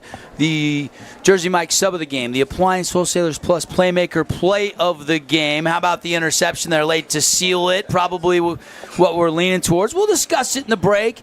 Also got to name the Findlay Subaru star of the game. It's all coming up. Cedar wins it. The old rivalry, the 97th meeting in this feud on 15 goes to Cedar by a final score of 16-13. And now we've got Caden Formaster down on the field with Everett Kelling. Go ahead, Caden. All right, Everett. Hey, you had a teammate there get you that game-winning interception, but it all goes back to the game-winning drive where you guys got into the end zone. Tell me how that felt to get the lead. That felt great, man. Especially after the last few years I played Dixie falling short scenarios. It means a whole lot to get this one done. Can't be prouder of our team. Senior year, you're just getting started. We're still early in the season. Tell me how you feel about this upcoming senior year. I mean, right now it's just about our game. It's just about right now. And then we're going to enjoy this victory. We're going to move on to Logan, but we're just taking it game by game. We got a lot of stuff to work on. I mean, today wasn't our greatest game offensively. Defense did a hell of a job. And we're just looking forward to the next week. Awesome, Everett. Thanks. Yes, sir. All right, there. Good stuff. Some post-game comments from Everett Kelly with Caden Formaster, brought to you by Coral Canyon Golf Course. Get your tee times. 25 years of great golf, and they're celebrating with some similar specials. Go like them on their social medias to check out all the offers they've got in the month of September. You do have tomorrow and Sunday to go play for their summer special before it ends. $70, 18 holes with cart, with lunch, with range balls. 435-688-1700. All right, we'll catch our breath. Johnson Pediatric postgame show coming up when we come back after a message from our great local partner. Cedar wins it 16-13. At Great Harvest, we believe in crafting more than just bread. We provide crisp, garden-fresh salads and savory sandwiches. Everything from garden-fresh ingredients to our signature handcrafted bread. Our friendly staff will guide you to find a meal that will leave you craving seconds. At Great Harvest, we truly provide something for everyone. And don't forget our baked goods. Satisfy your sweet tooth and finish your meal with a brownie or cinnamon roll. Come visit us at Great Harvest. Scooter's Coffee and Hurricane is the best way to start your day or get you through your day. From breakfast sandwiches to cinnamon rolls to amazing smoothies and, of course, coffee, anytime is a good time to sip and smile. Scooter's Coffee, open 7 days a week. Hey, St. George, this is Brian. I'm the new owner of your local Everbowl. Looking for a delicious, nutritious meal? Come to Everbowl. Our acai bowls are packed with superfoods to fuel your day. And it's where Region 9 sports fans fuel up. Your child's sports journey starts with the City of St. George Recreation. From their first steps on the court or field to becoming a star player, our youth sports programs are here to develop talents and teamwork skills. So get out and play. Check out all the sports and get signed up at sgcityrec.org. Huge news! Sport Court has a brand new showroom and design center, and it's next level. See why so many are choosing Sport Court here in Southern Utah for top quality basketball, pickleball, and multi-purpose courts. Learn more at sportcourtofsouthernutah.com. Nets on Fire is the place to hoop in Southern Utah. Elevate your game with group or individual training with elite coaching. Hustle to netsonfire.org to learn more and see why so many rising stars hoop at Nets. Nets on Fire, building champions on and off the court. Need an appliance or two? AWP's got you. Check out the remodeled expansive showroom, highlighting the Cafe series with colors like matte black, matte white, and modern glass. Make your kitchen stand out. Come see the local boys at AWP across the freeway from the Bloomington Walmart. Back here in our Johnson Pediatric Dentistry postgame show, Devin Dixon, Paul Ratliff. What a night. What a fun one. In the books, on ice. Cedar going to enjoy that ride back up to Cedar City as they come back and win it 16-13. And you heard it right there. Everett Kelly, yes, there's excitement. Yes, it's a rivalry win.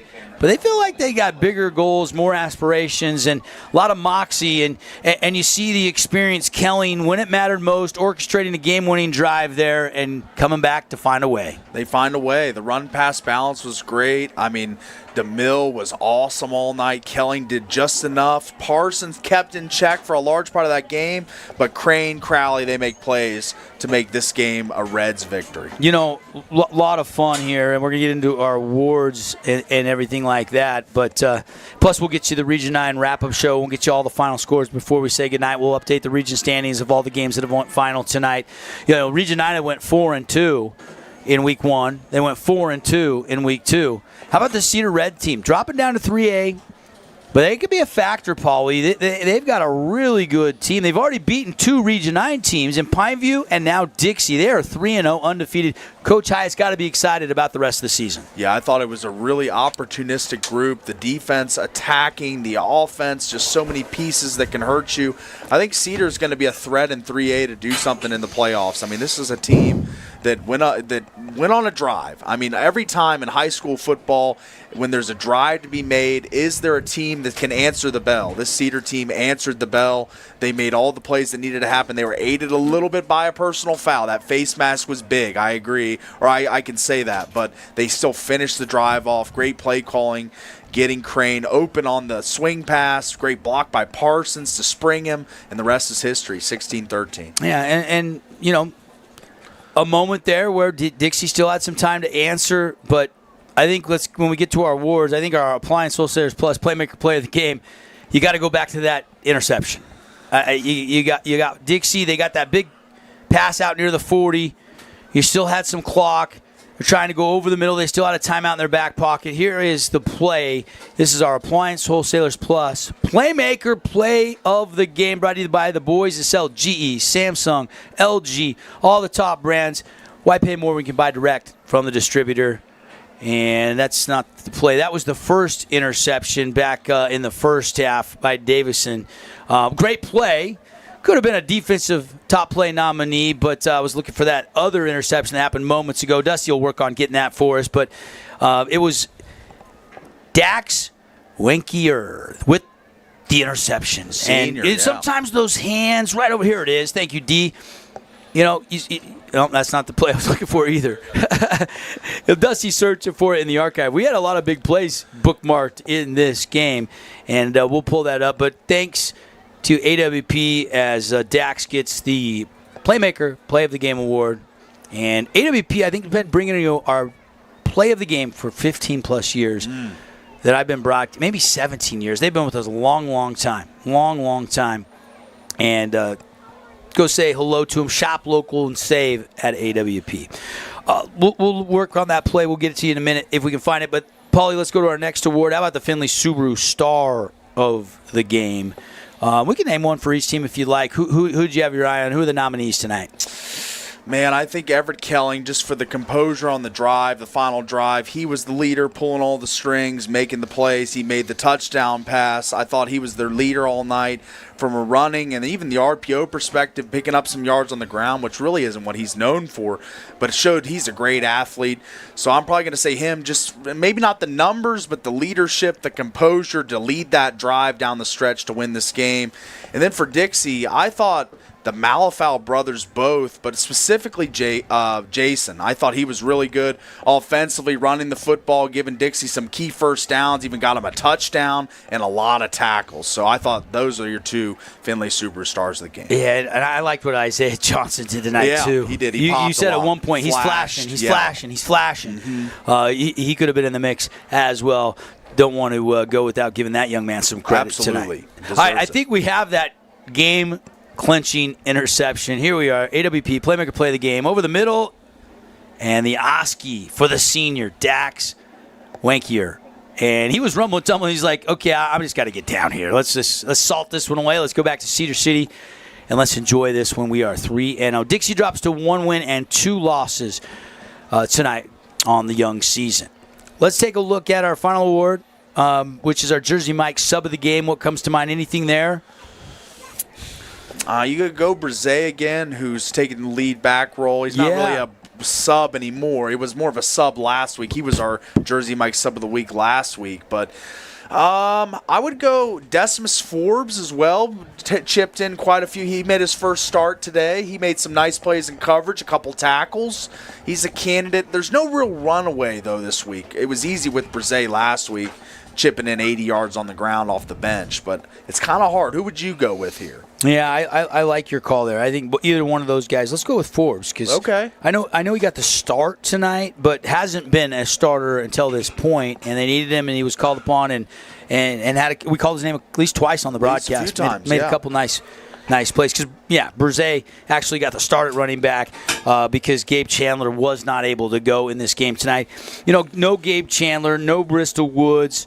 You're still without a couple key guys on this team. Also, no Payson Jacobson, down one of their wide receivers with a shoulder injury. He might be out just a couple of weeks. So Flyers are going to try to get healthy, get a couple of those guys back. And I thought the defense played well tonight, but they fall 16-13. Thank you, Jersey Mikes. Get it Mike's way, a sub above the rest at a Southern Utah Jersey Mikes. All right, let's catch our breath. This has been the Johnson Pediatric Dentistry Postgame Show. When we come back, we'll roll some highlights for you, and we'll go dicing through all the games, run down all the final scores tonight that we have for you as Cedar has come down here to Flyer Field and won it 16-13 live on the Fan Sports Network. What you're about to hear may impact your dinner plans. The viral mac and cheese place you've seen online has made its way to town. Imagine build your own mac with fan favorite toppings like smoked brisket all the way to the controversial pineapple. Try it at the Red Cliffs Mall in St. George or in front of BYU in Provo. At Findlay Subaru, we win for our customers. From the first handshake to you driving off the lot, our team runs the perfect game plan every time. Score your next Subaru at Findlay Subaru, 1453 Sunland Drive, on the saving side of the freeway. At Grass Creek Construction, they put their heart and integrity into every build. Their team is committed to delivering top-quality commercial projects that stand out. Integrity is their competitive edge. Building with passion, building with purpose, proud sponsor of local sports.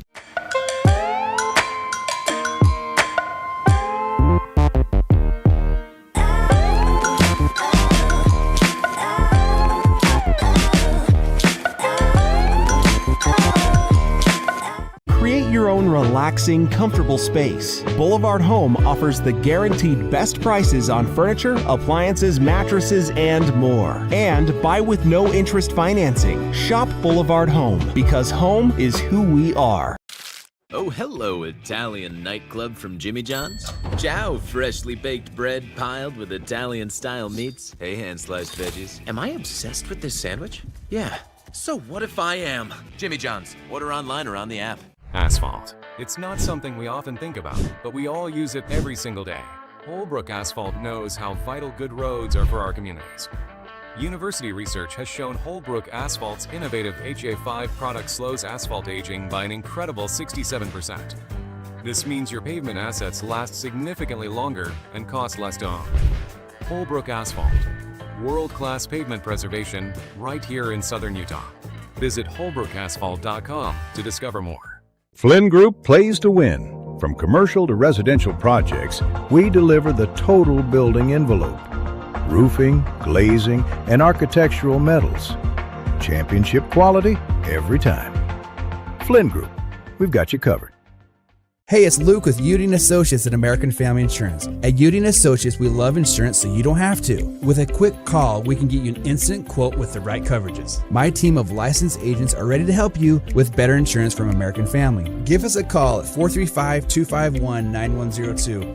You could wander around a warehouse store forever and never find the one thing that could make all the difference. A helpful face? Now that's something to consider. Everything your local Bucks A stands for is written on our faces. Welcoming, neighborly, knowledgeable. When you're in need of a helpful face, visit one of our 3 Southern Utah locations. Hey, it's Marco from Coral Canyon Golf Course, inviting you to play the course with the best backdrop in Southern Utah. Make sure you get out and experience great golf for a great price at Coral Canyon.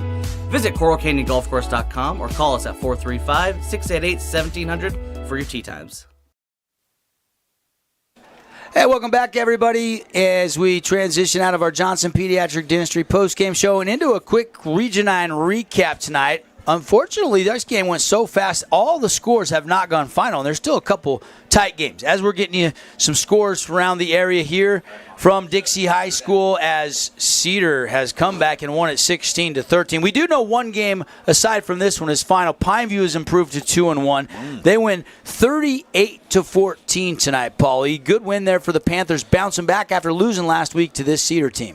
Yeah, I like the bounce back and the resilience from Pineview after that kind of tough, kind of puzzling loss, another bad defensive effort. But tonight, a great defensive effort from the Panthers. Their best one all season as they win going away.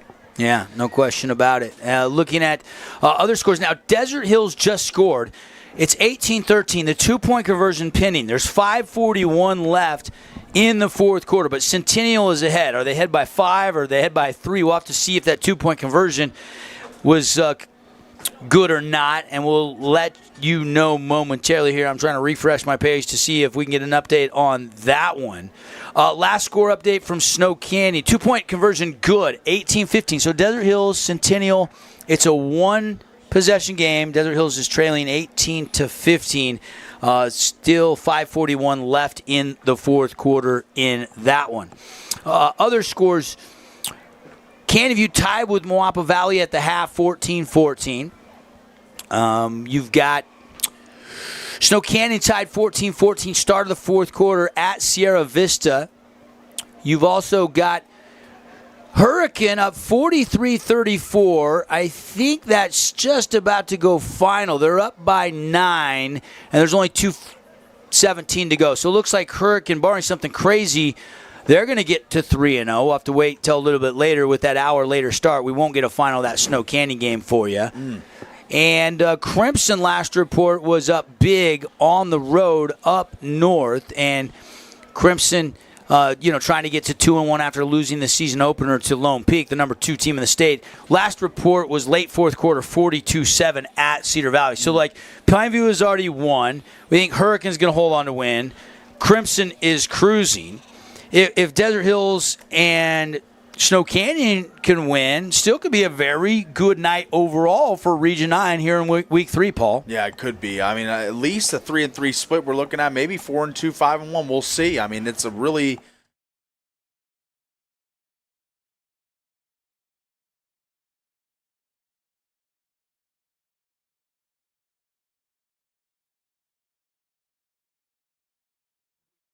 Only a 6-team region now, with Cedar obviously dropping down to 3A. So, yeah, you got to wait another extra week. That made scheduling a little bit more difficult this offseason. Speaking of next week's schedule, Paulie, so glad you asked about that. Let's give everybody just a quick look at what's coming up next week. Brighton at Crimson Cliffs. Desert Hills at Lehigh. That's going to be big. Lehigh was rolling earlier. Timpanogos at Pineview. Hurricane will go up to Grantsville. Grantsville, a huge win last week over Richfield. Snow Canyon will go to Woods Cross. And Dixie will go on the road up to Layton Christian to take on the Eagles. So those will be your Region 9 matchups for next week. I believe we've got Pineview on the slate. And if I'm not mistaken, we'll have a crew also at the Crimson Brighton game. So we'll have those 2 games for you with everybody else out on the road. It was a little tricky to get everybody a game. I always I kind of like to see everybody in the first 4 weeks if possible. Snow Canyon, just a ton of road games in the preseason, only 1 home preseason game.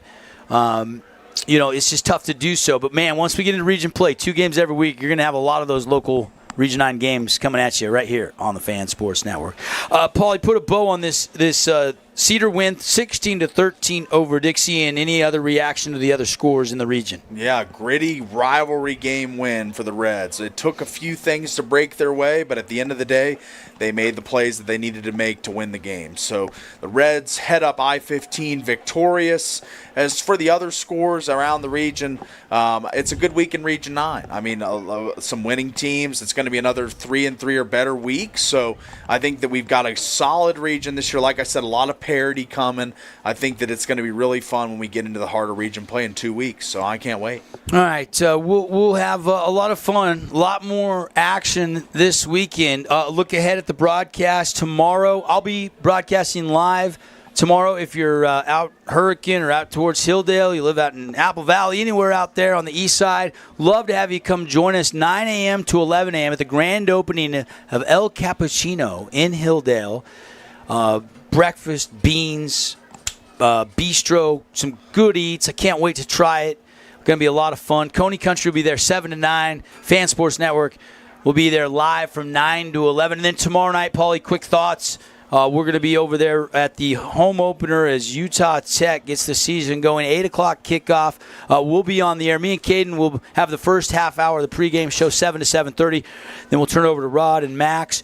They'll have the second half of the pregame show. Then you and I on the call on the radio tomorrow night from Greater Zion Stadium. Yeah, looking forward to seeing the showcase of what this offseason has been for the Trailblazers. A lot of new faces, a lot of newcomers, and I think that it's going to be a fun season of football. I hope that the stands are packed. I hope the Stampede is full, and there's some energy tonight at Greater Zion Stadium because we'll be bringing it on the radio. Yep, good stuff there. Great job tonight, Paulie.